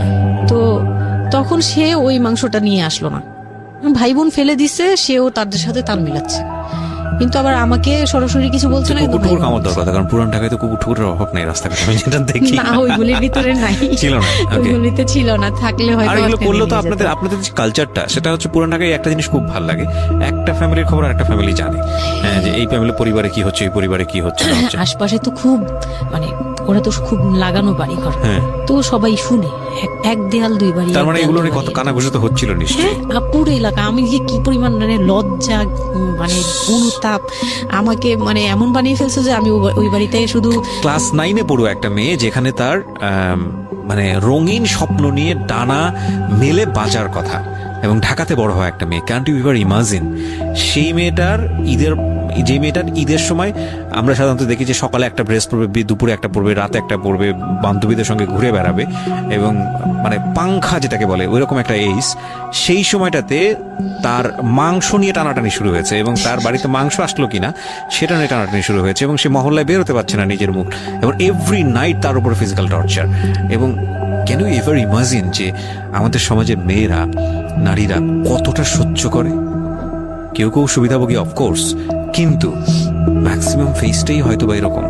এবং এই জন্য নারী নির্যাতন বলে যে শব্দটা না, আসলে এটার যে ব্যাপ্তি, মানে এটার যে কতটা ভায়োলেটিভ হতে পারে, এটার ভেতরে না ঢুকলে আসলে বোঝা যায় না। তারপর কি হলো? তারপর ওই দিন গেল, ওই দিন ওই মাংসটা আমার ওই যে মেঝো দেবর, যে উনি আবার একটু অন্যরকম ছিল। উনি পড়ালেখা করেনি, উনি খুব রাফলি কথা বলতো, উনি জুতার ব্যবসা করতো। তো এমনিতে মেন্টালিটির দিক থেকে বলতে গেলে অনেকে থাকে না যে পড়ালেখা না করেও শিক্ষিত, অনেকে এরকম থাকে, কিন্তু মানে সে পুরোপুরি মানে শুদ্ধ ভাষায় কথা বলতে পারে না, যে একটা লোক খুব ঢাকাইয়া ভাষায় পুরোপুরি গালাগালি, বলতে গেলে প্রত্যেকটা কথার আগে পিছনে একটা করে গালি থাকে এরকম। কিন্তু তারপরেও না, তার মেন্টালিটি আমার ভালো লাগতো। ইভেন নাও আমি এখনো চিন্তা করি যে আমার ওই ভাইয়া অনেক ভালো, হ্যাঁ, ওই দিক থেকে। তো উনি আসছে, উনি এসে এরকম দেখে বাসায় মাংসটা নিয়ে এসে রেখে তারপর খুব গালাগালি করে খুব বাজেভাবে ভাই বোনদের বললো যে তোরা আসলে মানুষই না, তোরা মানুষ হইলে এই ধরনের এই সিচুয়েশনটা ক্রিয়েট করতি না। মানে উনি উনার মতো করে বলছে গালাগালি করে, যে এইরকম মানুষ করে, তোরা কি ছোট লোক, জীবনে কি কখনো এগুলি দেখোস নাই, বা এগুলো কি কখনো খাস নাই, বা এখনো কি পাস না, এরকম করার কি আছে, ওর বাসা থেকে আসলে খাবি, এরকম মানে এইভাবে খুব বাজে বাজে 2-4টা কথা বলছে। তারপর তারা গিয়ে ঠান্ডা হয়েছে, আর আমার বলতেছে তুমি এখানে বসে বসে ওদের দৃশ্য দেখতেছো কেন, তুমি উপরে যাও। তখন তার বউর আবার একটু জেলাস হলো যে আমার প্রতি তার কেন আদর। মানে ওই দিক থেকে আমার মানে ওইটা ওইভাবে দেখলো না যে ভাই হিসেবে বোনকে সেভ করলো, এরকম না। আমি কিন্তু এইভাবে নিয়েছি যে মনে হচ্ছিল যে আমার বড় ভাই, এটা ওদের ভাই না, আমারই বড় ভাই, আমাকে সেভ করলো। আমার কাছে এত ভালো লাগছে, আমি কিছু হলেই বলতাম ভাইয়ারে, যে বলতাম ভাইয়া দেখেন না আমার সাথে এটা বলতেছে, সাথে সাথে নেমে এই কে ওরে গালাগালি করছে, উনি তো গালাগালি শুরু করে দেয়। আর উনারে সবাই ভয় পেত, মানে আমার হাজবেন্ড ভাই বোনের সাথে তাল মিলাতো, আর উনি ছিল একটু ডিফারেন্ট। তো কিছু হলেই উনি বাসায় আসার অপেক্ষায় থাকতো না, উনি আসলে উনারে বলবো। একদম সিঁড়ি দিয়ে ওঠার সময় নামার সময় ভাইয়া আজকে আমার না এটা বলছে, এই সাথে সাথে ভালো হলি, মানে উনি মোটামুটি আমাকে সেফ রাখতো। আর ছোট যে দেবরটা ছিল, ও হচ্ছে একদম কোনো কথাই বলে না, চুপচাপ, ইয়েস নো কিছুই বলে না, চুপচাপ। সে আবার ছিল স্কুল টিচার, ওই পুরো ফ্যামিলিতে ওই এডুকেটেড ছিল, মাস্টার্স কমপ্লিট করা আর কি। ও একটা খুব ভালো সাইড বেছে নিয়েছে যে কথা বলে এখানে লাভ হবে না। না, হ্যাঁ, সে একদম চুপ নিরপেক্ষ। কারণ তাদের সাথে বলতে গেলে ভাই বোনের সাথে দ্বন্দ্ব হবে, আমার সাপোর্টে যেতে গেলে একটা বাজে কিছু ক্রিয়েট হবে, আবার আমাকে বকা দিতে গেলে এটা অন্যায় হবে, সে ওটা বুঝতো। মানে আমি যা সবকিছু মিলে যেটা দেখলাম যে এটার জন্যই সে চুপচাপ থাকতো। তো মানে উকিল মা যে ছিলেন আমার খালা, উনি কোরবানি দিয়ে পরের দিন রান পাঠাইছে। পরে এই রান পাঠানোর পরে আমার ওই যে মেজ দেবর যে ছিলেন, তিনি তো আরেকটা দিল, মানে আরেক ধোলাই দিল সবাইকে, ছোট লোক। এখন বল যে ও বাসায় ফোন করে বলছে বা বাসায় গেছে, ও তো কালকে থেকে বাসায় যায়নি, ওর হাতে তো ফোনও নাই, ফোন নিলে তোদের কাছ থেকেই তো নিতে হবে, তখন আমার হাতে ফোন নেই, তো ও তো বাসায়ও যায়নি। এখন বল যে এটা ও বলছে তারপর ও পাঠাইছে, তোরা এত ছোট লোক কেন, মানে ভাই বোনরাই বলতেছে। তো ওরা তো আর কিছু, হ্যাঁ এটা পাঠানো তো এটা উচিতই, এটা ওদের উচিত, এই সেই এটা তেমন কিছু না। মানে সে তারা তারপরও ছোট হচ্ছে না, তারা মনে করতেছে এটাই করা উচিত ছিল, এটা না করলে আরেকটা কথা শোনাইতাম, এরকম বলতেছে ওটা। তো এগুলো করার পরে আমিও আর এগুলা মাথা থেকে ফেলে দিলাম, ভাইয়াও বলে টলে চলে গেল। আর আমার হাজবেন্ড যে ছিল সেও খুব খুশি, সে মানে আমার বাসা থেকে পাঠাইছে এই সেই। তো বিয়ের 4 মাস পরে মেইন পার্ট যেটা, যে আমি কনসেপ্ট করি তখন আমি বুঝতে পারি না কনসেপ্ট এই করার 13-14 বছর বয়সে। হ্যাঁ, তখন আমি স্কুল যাতায়াত করতাম, রেগুলার না, আচ্ছা, মাঝে মাঝে যেতেন। ইরেগুলার। মানে মাঝে মাঝে বলতে আমি চাচ্ছিলাম কি পড়াটা রানিং থাকুক, এক্সাম গুলো দিব আর বাসায় থাকবো। আর বাসা থেকে যখন স্কুল ড্রেস পরে বেরোতাম আমাকে সবাই মিলে কি যে বলতো, মানে বলার মতো না, এগুলো অকথ্য ভাষা বলতে গেলে, যে মানে নোংরা কথা বলতো। তো যাই হোক, ওগুলো আমি কানেও নিতাম না, আমি বলতাম না আমি স্কুলে যাব। আর যেহেতু বিয়ের সময় বলছে যে ওরে পড়াশোনা করতে দিব, আমার হাজবেন্ড এগুলো বলছে, ও না ও স্কুলে যাবে আসবে সবই করবে। পরে গিয়ে বলে কি তুমি বাড়ির বড় বউ, তুমি যদি স্কুল ড্রেস পরে স্কুলে যাও কেমন দেখা যায়। আমি তো বোরকা পরতাম, তো বলে না স্কুলে গিয়ে তো তোমার বোরকাটা খুলতে হয়, অ্যাসেম্বলিতে দাঁড়াও, ওই যে পিটি করো তোমরা, এগুলো তো আশপাশ থেকে দেখা যায়, এলাকার ভিতরে স্কুল। আমার অসম্মান, এটা তার অসম্মান হয়ে উনি যায়। পড়াশোনা করেছেন আপনার হাজবেন্ড? না, উনি ক্লাস 5 পর্যন্ত পড়ে আর পড়াশোনা করেন। রাইট, ওনার জন্য অসম্মানই হবে এটা। আমি ক্লাস 5 পড়ুয়া যারা আছেন বাংলাদেশ, তাদের সবার প্রতি রেসপেক্ট রেখে বলছি, ক্লাস 5 না, এনার ডিগ্রি পাস করা এরকম অনার্স মাস্টার্স পড়ুয়া এরকম অনেক ছেলে মেয়ে আছেন যারা এই ধরনের মানে আজগুবি ল্যাংরা টাইপ যুক্তি দিয়ে জীবনটাকে চালান। তাদের জন্য এটা আসলে অযুক্তি কি হবে, কিছু করার নাই। হ্যাঁ, তো আমি তখন চিন্তা করছি যে আমি স্কুলে যাব, তো মাঝে মাঝে করতাম কি একটু করেই মানে ম্যানেজ করে যাওয়ার চেষ্টা করতাম, বিষয়টা যদি এরকম হতে ধরেন, আমি জানি না, প্রথমত যেটা ঠিকই হয়নি, মানে কোনো কিছুই ঠিক হয়নি, শুনছি আর মেজাজ খারাপ হচ্ছে আসলে, মানে কোনো কিছুই ঠিক হয়নি। তারপরেও যদি খারাপের মধ্যে ভালোটা চিন্তা করি, যে ঠিক আছে এত কিছু, একটা মানুষের এত খারাপ, একটা দিকটা দিক তো ভালো থাকতে পারে না, ওর ওয়াইফকে সে সাথে করে নিয়েছে, ঠিক আছে তোমার স্কুলে চলো আমি তোমাকে পৌঁছে দিয়ে আসি, স্কুলে পৌঁছে দিয়ে আসলো, স্কুল থেকে নিয়ে আসলো। কিছু জিনিস হয়তো ওনার আত্মসম্মানে লাগবে, যেহেতু উনি বেশি দূর পর্যন্ত লেখাপড়া করেনি, উনি অনেক কালচারের সাথে অভ্যস্ত না, এতটুকু হলেও তো ও নিজের মনটাকে বুঝতে দিতে পারতো যে না আমার হাজবেন্ড আমাকে কেয়ার করে। মানে স্টুপিডিটি আর কি, মানে লিমিটলেস স্টুপিডিটি যাকে বলে। হ্যাঁ, তুমি অ্যাসেম্বলিতে দাঁড়াবে, সেখানে তোমার লেখাপড়া বন্ধ, বদমাইশ। তারপর স্কুল বন্ধ করে দিল। না, তখন আমি কনসেপ্ট করি, আমি বুঝতে পারিনি, আমার তখন টেস্ট পরীক্ষা চলছে স্কুলে। তো পরীক্ষা দিতে দিতে আমার মানে শারীরিক পরিবর্তন খেয়াল করলাম, যে আমার বমি লাগতেছে খুব, মানে বইয়ের দিকে তাকাতে পারছি না, খাতার দিকে তাকাতে মানে মাথা কেমন করতেছে। তখন ক্লাস 9-এ। তখন আপনি জানেন না আপনি কনসিভ করেছেন? না, আচ্ছা। তখনও মানে এইটার সিমটম ফার্স্ট।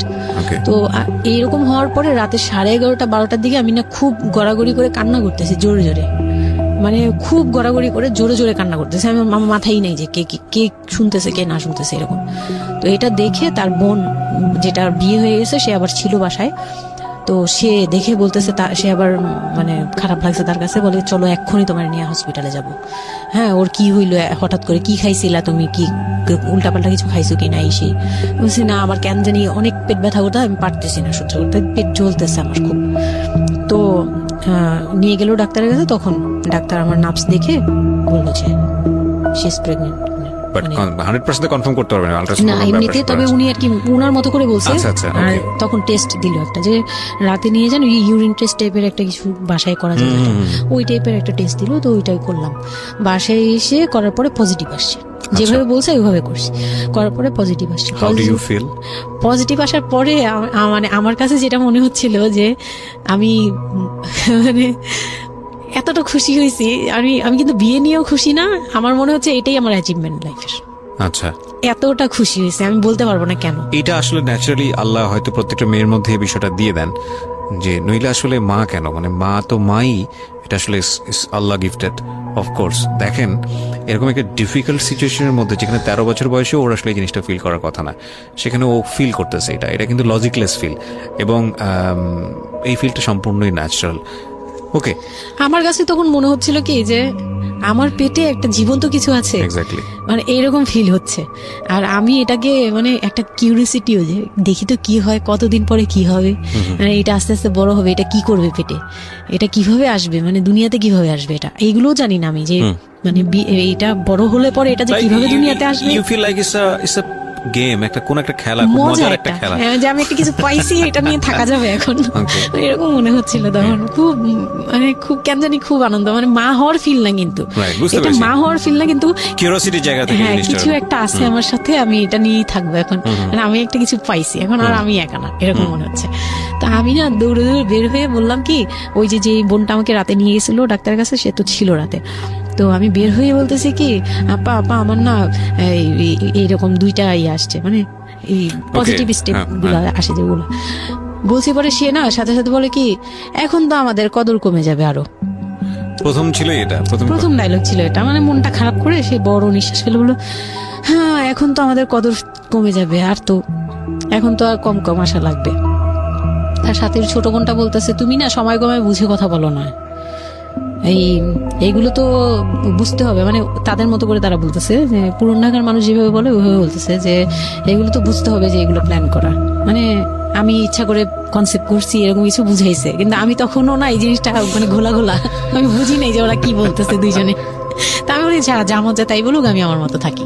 তা আমি দৌড় দিয়ে গিয়ে আমার হাজবেন্ডকে না বললাম, এই উঠেন না উঠেন না উঠেন না। আমি তখন পর্যন্ত কিন্তু তাকে খুশি হয়ে কিছু বলিনি, ফার্স্ট তাকে খুশি মনে কিছু বলতেছি। বিয়ের 4 মাসে আমি তাকে কখনো ডাকও দিইনি, তাকে কিছু বলিও নাই, বা আমি ওনাকে কোনো রিকোয়েস্টও করি নাই, Okay. কোনো আহ্লাদও করিনি। ফার্স্ট মানে মনে হলো যে আহ্লাদ করে বলি, যে জানেন আমি এরকম আসছে আমার, তো আমি কাকে বলবো, কাকে ওদের করে খুশি করতে পারিনি, যাই রে দেখি খুশি করতে পারি কিনা। যে তাকে ধাক্কা দিছি, সে ঘুম থেকে বিরক্ত হয়ে উঠলো, এই ধাক্কা ধাক্কি করো কেন, কি হয়েছে? আমি তো মনটা ভেঙে গেলাম, কি যে আমি তো এরকম আমার পজিটিভ আসছে, দেখালাম যে এই যে এটা হলে না পজিটিভ হয়, রাতে পেট ব্যথা বলছিলাম না, তো ওইটার ইয়েতে এটা আসছে। তারপরে না চুপ হয়ে তাকায় আছে, বলে কি এইগুলা কি, এইগুলা কি, মানে বুঝলাম না। বলে কি এইটা তো ঠিক না। কি ঠিক না? তারপর বলতেছে যে এই এখন তো এগুলোর দরকার নেই আমাদের, এখন তো এগুলোর কোনো দরকার নাই। তো আমি বলি আপনি আমার স্কুল যেতে দিবেন না। আমি এবার তখন মুখ খুললাম, আপনি স্কুল যেতে দেন না, তারপরে আর আমি তো এই জিনিস মানে এটা কিভাবে কি হয়েছে আমি তো জানি না। আমি ভাবছি যে আপনি হয়তো বা কিছু করছেন, আমি জানি না। আমি তাকে এইভাবেই বললাম খুলে, যে আমি তো আসলে জানি না, যে আমি ভাবছি আপনি চাচ্ছিলেন এই জন্য হয়তো বা এরকম কিছু হয়েছে। আর মানে প্রোটেকশন নেওয়া টেওয়া সবকিছু তার উপর ডিপেন্ড করে। তারপর হচ্ছে এটা বলার পরে না মানে আমি আর কিছু বলার মতো ইয়েতে ছিলাম না, আমি চুপচাপ, যে ওরা কি করবে না করবে আমি কিছু জানি না। তো আমার হাজবেন্ড যেটা করলো, যে সে চাচ্ছিল না যে আমি মানে সে চাচ্ছিল না বেবিটা, কোন কথা হচ্ছে সে চাচ্ছে এটাকে বেবিটা অ্যাবর্ট করে চাচ্ছে না, ফেলতে, হ্যাঁ। মানে কিন্তু কিছু বলতেও পারছে না। আমি এবার বাসায়ও বলছি, বাসায় সবাইও খুব চিন্তিত আমার এইটুক বয়সে আমি কিভাবে কি করব। আর এদিক দিয়ে আমি এবার কিছুই বলছি না, আমি আমার মতো করে চলছি, নর্মাল লাইফ কাটাচ্ছি। আমার কোনো শারীরিক পরিবর্তন তেমন আসে নাই, সত্যি কথা বলতে। শুধু একটু মানে কিছু কিছু খাবার আছে একটু বাজে লাগতো, এই ছাড়া আমার সবই নর্মাল। আমি নর্মাল ওয়েতেই আমি ওই ওষুধ খাচ্ছি রেগুলার, আর হাঁটা চলা করতেছি, লাফালাফি সিঁড়ি বাওয়া কোনো কিছুতেই আমার ইয়ে নেই, যেটা আছে আছে। ডাক্তার থেকেও কোনো ধরনের কোনো কন্ডিশন দেয়নি? না, ডাক্তার দিয়েছে, ডাক্তার ওই যে 2-1টা ওষুধ দিয়েছে। প্রথম কথা হচ্ছে ডাক্তার থেকে যে বাক্যটা আসলে ছিল যে এই 13 বছরের মেয়ের সাথে এটা কিভাবে হলো? ও ডাক্তার, হ্যাঁ। তখন যখন ফার্স্টে ওই দেখলো, তো উনি বললো যে এটা তো আসলে নষ্ট করাটা ওর জন্য রিস্ক। এক্স্যাক্টলি, এটা মানে সব দিক বলতেছে থেকে যে তো রিস্ক। ডাক্তার যেটা বললো, যে জাফর ইকবাল আমার বাসার পাশেই ছিল উনি, তো উনি আমাকে যেটা বললো যে এই মেয়ের মানে রাখাটাও যেমন রিস্ক, ফেলে দেওয়াটা। আর যেহেতু মানে আল্লাহকে তো সবাই বিশ্বাস করি, তো বলতেছে যে যেহেতু আল্লাহ চাচ্ছে, যেহেতু এসেই পড়ছে, এটাকে নিয়ে আমরা মাতাবুরি না করি, যেহেতু রাখাও রিস্ক, ফেলে দেওয়াও রিস্ক, রাখুক। না এটা যাই হোক, এইভাবে আল্লাহকে নিয়ে এইভাবে বলা বলছে। যাবে না, এমন বলছে, ভুল বলেছে। না উনি বলছে আর কি, প্রথম কথা হচ্ছে আল্লাহ তো থাক এভাবে- ঠিক আছে, হ্যাঁ। যদি ভাগ্যে থেকে থাকে তাহলে হবে। আর এই বয়সে হয়, কিন্তু এত অল্প বয়সে নেওয়াটা ঠিক না, উনিও এটা বলছে।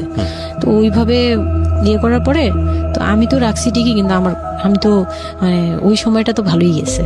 বাচ্চাটা হওয়ার পরে তো আমি বুঝতে পারছি যে আসলে এই জিনিসটা যে আমার পুরো কত বড় একটা ইয়ে ছিল। এখন দেখো আপনার হাজবেন্ড হ্যাপি না, সে চিন্তিত বিষয়টা নিয়ে। চিন্তিত। তারপরে কি হলো? তারপরে থেকে তার মধ্যে আমার মধ্যে একটা বিরাট গ্যাপ তৈরি হলো। সে আমার সাথে মানে টোটালি মিশে না ওকে, ওই সময় থেকে। যখন শুনলো রাতে 3টা-4টা বাজেও আসে বাসায়, তার মধ্যে একদম পুরো চেঞ্জিং চলে আসলো হঠাৎ করেই। হঠাৎ করেই। ওকে, কি কারণে জানি না, মানে আমি নিজেও জানি না আমার কি ভুল ছিল বা কি, আমি নিজেও বুঝছিলাম না তখন। ওই সময় একদিন আসলো রাতে 3:30 না 3টার দিকে, হ্যাঁ 3টার পরে আর কি আসছে। আসার পরে আমি ওই দিন খুব খেপলাম যে প্রত্যেক রাতে আমি একটা অসুস্থ মানুষ, আমি রাত জেগে আপনার জন্য খুব ভাত নিয়ে স্বাভাবিক, বসে থাকি, খুব স্বাভাবিক। আপনি প্রত্যেক রাতে এরকম লেট করে আসেন, আমাকে গেট খুলে দিতে হয়, আমি ঘুম থেকে উঠেও গেট খুললে আমার খুব কষ্ট হয়, সিঁড়িটা বেয়ে নেমে আমার গেটটা খুলতে হয়, আমার ভয়ও লাগে, আমি কখনো বাসায় একা থাকিনি। ওই প্রথম মানে আমাকে সে চুলে ধরে সে টেনে ও সিঁড়ি দিয়ে নামাইছে, মানে নামায় সে আমাকে বের করে দিবে এখনই। হ্যাঁ, এত বড় ইয়ে হয়ে গেছে, সাহস হয়ে গেছে, এক্ষুনি বাসা থেকে বের হও। সে কিন্তু নেশাও করে নেই, কিচ্ছু না, সুস্থ একটা মানুষ এরকম করতেছে। তো তার ভাই বোনগুলো এসে বলতেছে আপনি কি মানুষজন কি বলবে, তারা মানুষজনের চিন্তা করতেছে, কিন্তু আমার যে টর্চার হচ্ছে এটা বলতেছে না। এইটা আরেকটা বিষয়, এই যে এগুলো বিষয় আসলে না আমার মেজাজ খুব খারাপ হয়ে যায়। যাই হোক, আপনি যদি আনছেন, আমি খুব সেন্সিটিভ একটা বিষয় একটু কথা বলতে চাই। হ্যাঁ, sure. সেটা হচ্ছে এই যে আপনারা যত মানুষজন চিন্তা করেন নিজের ঘরের ভিতরে একটা মানুষ ঠিক নাই, এটা আমি আপনাদের কথা বলছি না, এটা বাংলাদেশের সামাজিক অবস্থার চিত্র। সেটা হচ্ছে আমরা নিজের ঘরের মধ্যে অনেক সময় দেখা যায় যে আপনারা যখন ঘরের মধ্যে একটা বিপদে পড়েন, আপনার চারপাশের লোকজনকে এসে আপনারা সেটা সলভ করে। তো ফার্স্ট আপনি ঘরের কথা আগে চিন্তা করেন, আপনার মেয়ে কিভাবে ভালো থাকবে সেটার কথা চিন্তা করেন, আপনার ছেলেটা কিভাবে ভালো থাকবে সেই কথাটা চিন্তা করেন। এতে যদি আপনার দুর্নাম হয়ও কিছুটা, সেটা আপনার ওভারলুক করা উচিত। বরং আপনি যাদের কথা চিন্তা করে এই ছেলে মেয়েদের প্রতি খারাপ আচরণ করতেছেন, আপনার ছেলে মেয়ে খারাপ থাকার কারণে একটা সময় গিয়ে সেটা আউটব্রাস্ট হবেই। যেই মান সম্মানের কথা আপনি চিন্তা করতেছেন, সেই মান সম্মান আরো বেশি পরিমাণে ক্ষতিগ্রস্ত হবে। আমাদের সমস্যাটা কি হচ্ছে এই জায়গাটায়, আমরা চারপাশের ঘরের লোকজন কি মনে করবে সেটা চিন্তা করি, অথচ চারপাশের ঘরের লোকজন কারা বসবাস করে, কোথা থেকে আসছে, কি অবস্থা, সেই খোঁজ খবর আমরা রাখি না। কিন্তু আমাদের মান ইজ্জত তাদের হাতে। স্টুপিড মানে ফিলসফি নিয়ে আমরা আমাদের সোসাইটিতে চলি। This is very important thing, এবং এগুলোর পরিবর্তন হওয়া উচিত। তারপরে কি হলো? তারপর এই হলো ফার্স্ট এই গেল, এইটার পরে এরপর থেকে চলতেছে কন্টিনিউ, মানে এরকম আচরণই করছে সে আমার সাথে। একটু এবং সঙ্গ এই 4 মাসের সময়টা খুব ক্রুশিয়াল একটা মোমেন্ট, খুবই ক্রুশিয়াল একটা হ্যাঁ, মোমেন্ট। সকালে উঠে আমার রুটি বানাতে হতো কন্টিনিউ। সে বাইরের নাস্তা খাবে না, তাকে রুটি বানিয়ে খাওয়াতে হবে। ওই অবস্থায় আমি মানে সকালে উঠে ঘুম থেকে উঠে রুটি বানাতাম, ওর ভাই বোনের জন্য, ওর জন্য, সবার জন্য বানাতাম। এটা না আমাদের সমাজের ছেলেরা না বুঝতেই চায় না, এবং এটা নিয়ে আমাদের কোনো শিক্ষা নাই। আসলে আমি মানে দেখলাম যে এতটা Including বড় myself, কিভাবে আমি হয় আমার মানুষ। নিজেকে জড়িয়ে ওই কথাটা বলছি, কারণ আমি তো নিজেও বাবা হয়েছি, আমি নিজে থেকেও বুঝি জিনিসটা। মানে এই যে পরিবর্তনটা সমাজ, মানে পরিবারে যখন নতুন একজন সদস্য আসে, সবচেয়ে বড় প্রেশারটা ফিল করে হচ্ছে মা, কারণ তার লাইফ রিস্ক হয়ে যায়। কিন্তু এখানে বাবার যে দায়িত্বটা, খুব মজার বিষয় হচ্ছে, আমি আমার নিজের এক্সপিরিয়েন্সের জায়গা থেকেই বলতেছি, যে বাবার দায়িত্বের জায়গাটা বোঝা শুরু হয় সন্তান দুনিয়াতে আসার পর থেকে, এবং তাও ইমিডিয়েটলি আসে না। তখন, হ্যাঁ, তারও অনেক সন্তান একটু পরে। করে বড় হচ্ছে, অনেক পরে। অ্যাটাচমেন্টটা হচ্ছে, যখন নড়াচড়া সামনে দিয়ে নড়াচড়া করতেছে, একটু মিস হচ্ছে, দূরে থাকতেছে, তারপরে কি মানে সন্তান যখন সোজা মোটামুটি কথায় প্রাপ্তবয়স্ক, 1 বছর 2 বছর বয়স, মানে ওই মা সময় যখন বাবা বলে ফিলটা দেয়, আসে। তুলে দেয়, তখন গিয়ে Exactly. প্রেজেন্টার নাই বাবা। তখন সেটাই। হচ্ছে বাবা ফিলটা পায়। তার আগ পর্যন্ত বাবা বুঝতেই পারে না, তো মনে হয় আসলে কি বাচ্চাটা আমার কোত্থেকে আসলো, এই সত্য ফিলটা এরকম থাকে। এটা খুব ন্যাচারাল একটা ফিল, কিন্তু এই ন্যাচারাল ফিলটা সুযোগ নিয়ে অনেক সময় আমরা একটা অবুঝের মতো আচরণ করে ফেলি, হ্যাঁ, ভয়ানক আর বাজে আচরণ এটারও করে একটা ফেলি। ইয়ে থাকে, মাত্রা থাকে। যেমন আপনি মানে কতটুকু কেয়ারফুল ছিলেন, কতটুকু ইয়ে ছিলেন, এটার কিন্তু একটা লেভেল আছে, লেভেল আছে অবশ্যই, পার্সেন্টেজ আছে। এবং একটা, এটা নিয়ে শেখানো উচিত আমাদের আমাদের আমাদের আমাদের মানে এডুকেশন সিস্টেমের মধ্যে তো নাই। হ্যাঁ। এবং আমরা জানি না ম্যারেজ কাউন্সিলিং বলে অনেক একটা বিষয় আছে, এগুলো তো আমাদের প্র্যাকটিসে নাই, না, কোনোভাবেই নাই। এগুলো তো আমাদের কাছে চিন্তাই মনে করা হয় যায় যে না, extra বিলাসিতা। এবং Extra বিলাসিতা এবং মনে হয়। আমাদের আসলে এগুলোর দরকার আছে। রাইট এবং বাবা যিনি, একটা হচ্ছে যে মা হওয়ার একটা প্রিপারেশন দরকার আছে, মেন্টাল প্রিপারেশন, একটা বাবা হওয়ার জন্য একটা মেন্টাল প্রিপারেশন দরকার আছে। আমাদের সমাজে এটা টোটালি মিসিং।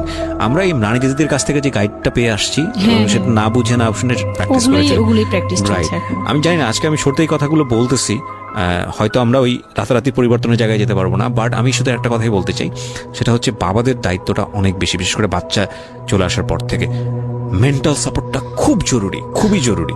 হ্যাঁ, এবং কারণ এটা একটা মেয়ের লাইফ রিস্কের প্রশ্ন, এবং আপনি জানবেন না যে সে আসলে কতটা ভয়ানক রকমের লাইফ রিস্কের মধ্যে রেখে সে একটা সুন্দর স্বপ্ন দেখে। তো ওই মানুষের পাশে কিছুই না, আপনি শুধু কোম্পানি দেন, এবং এই কোম্পানিটা তারা খুব মিস করে এই সময়টাতে। হ্যাঁ, এটাই ও বলার চেষ্টা করছে। তারপর হচ্ছে যে আমার বেবি হলো হসপিটালে, যখন মেয়ে হলো, তো এই রুমটাতে ঢোকার পর্যন্ত আমি খুব ইয়েতে ছিলাম, মানে রুমটাতে যখন ঢুকি তখন আমি কান্না করছিলাম, খুব ভয় ছিল যে ওটিতে?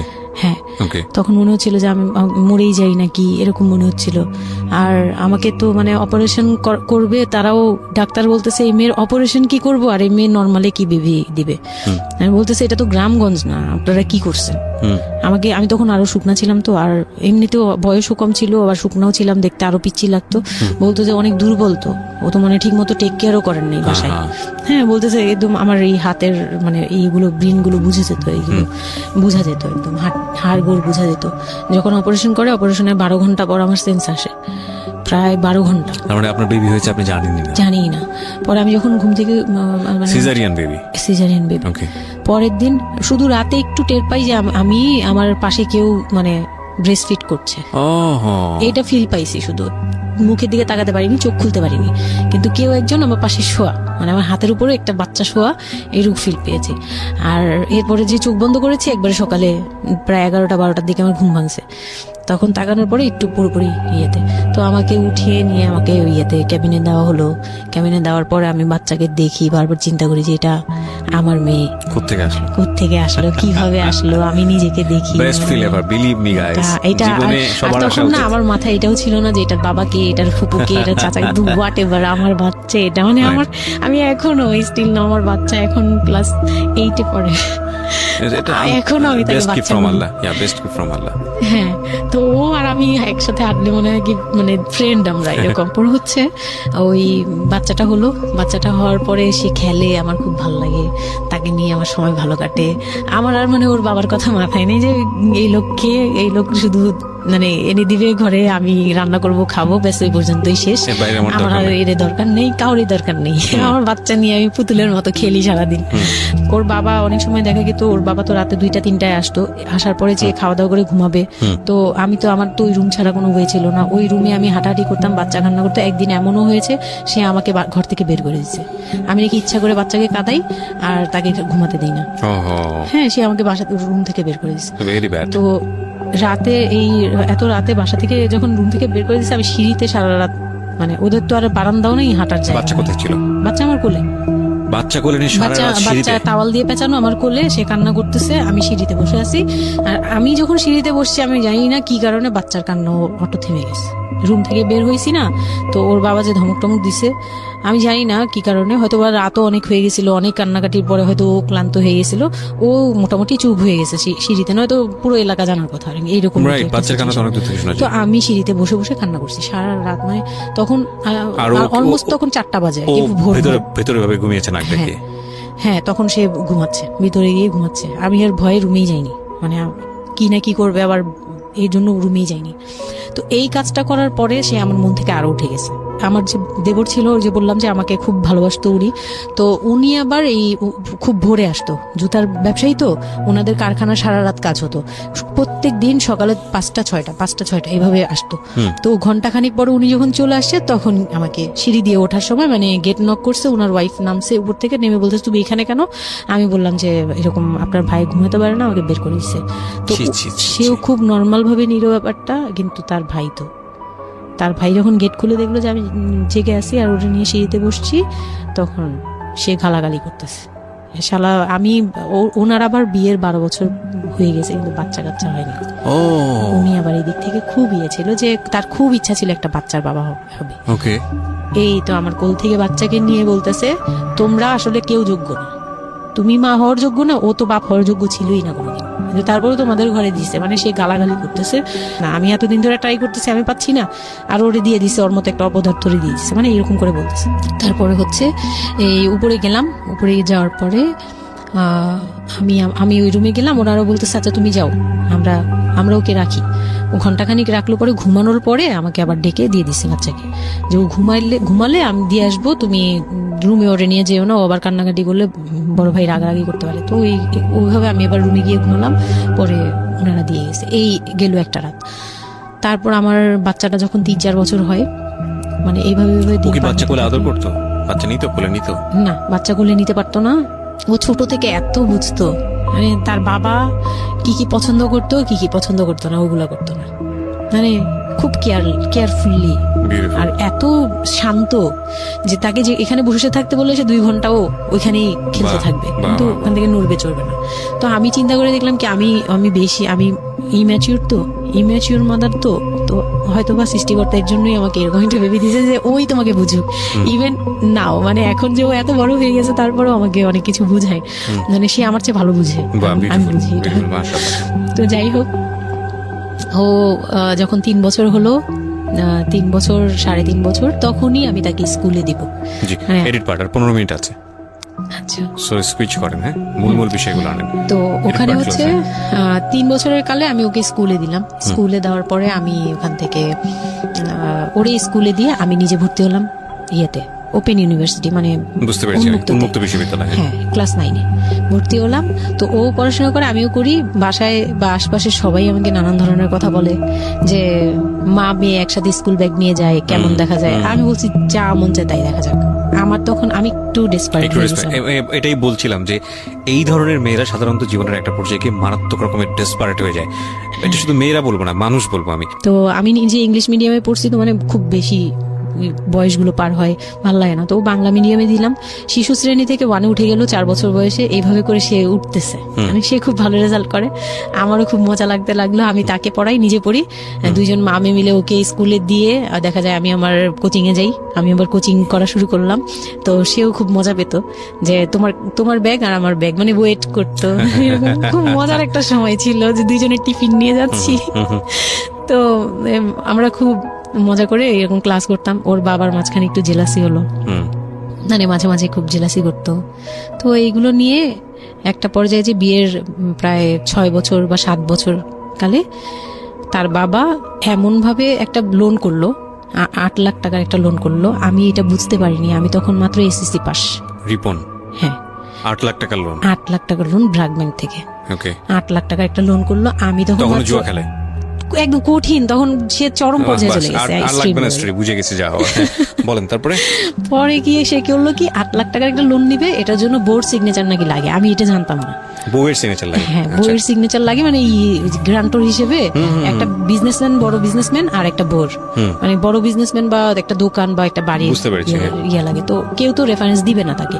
তো ওই এক দোকানদার ভাইয়া ছিল, বড় ভাই, মুরব্বি টাইপের, বড় ভাই বলতো উনি। ওই লোকটা দিছে সিগনেচার, আর আমার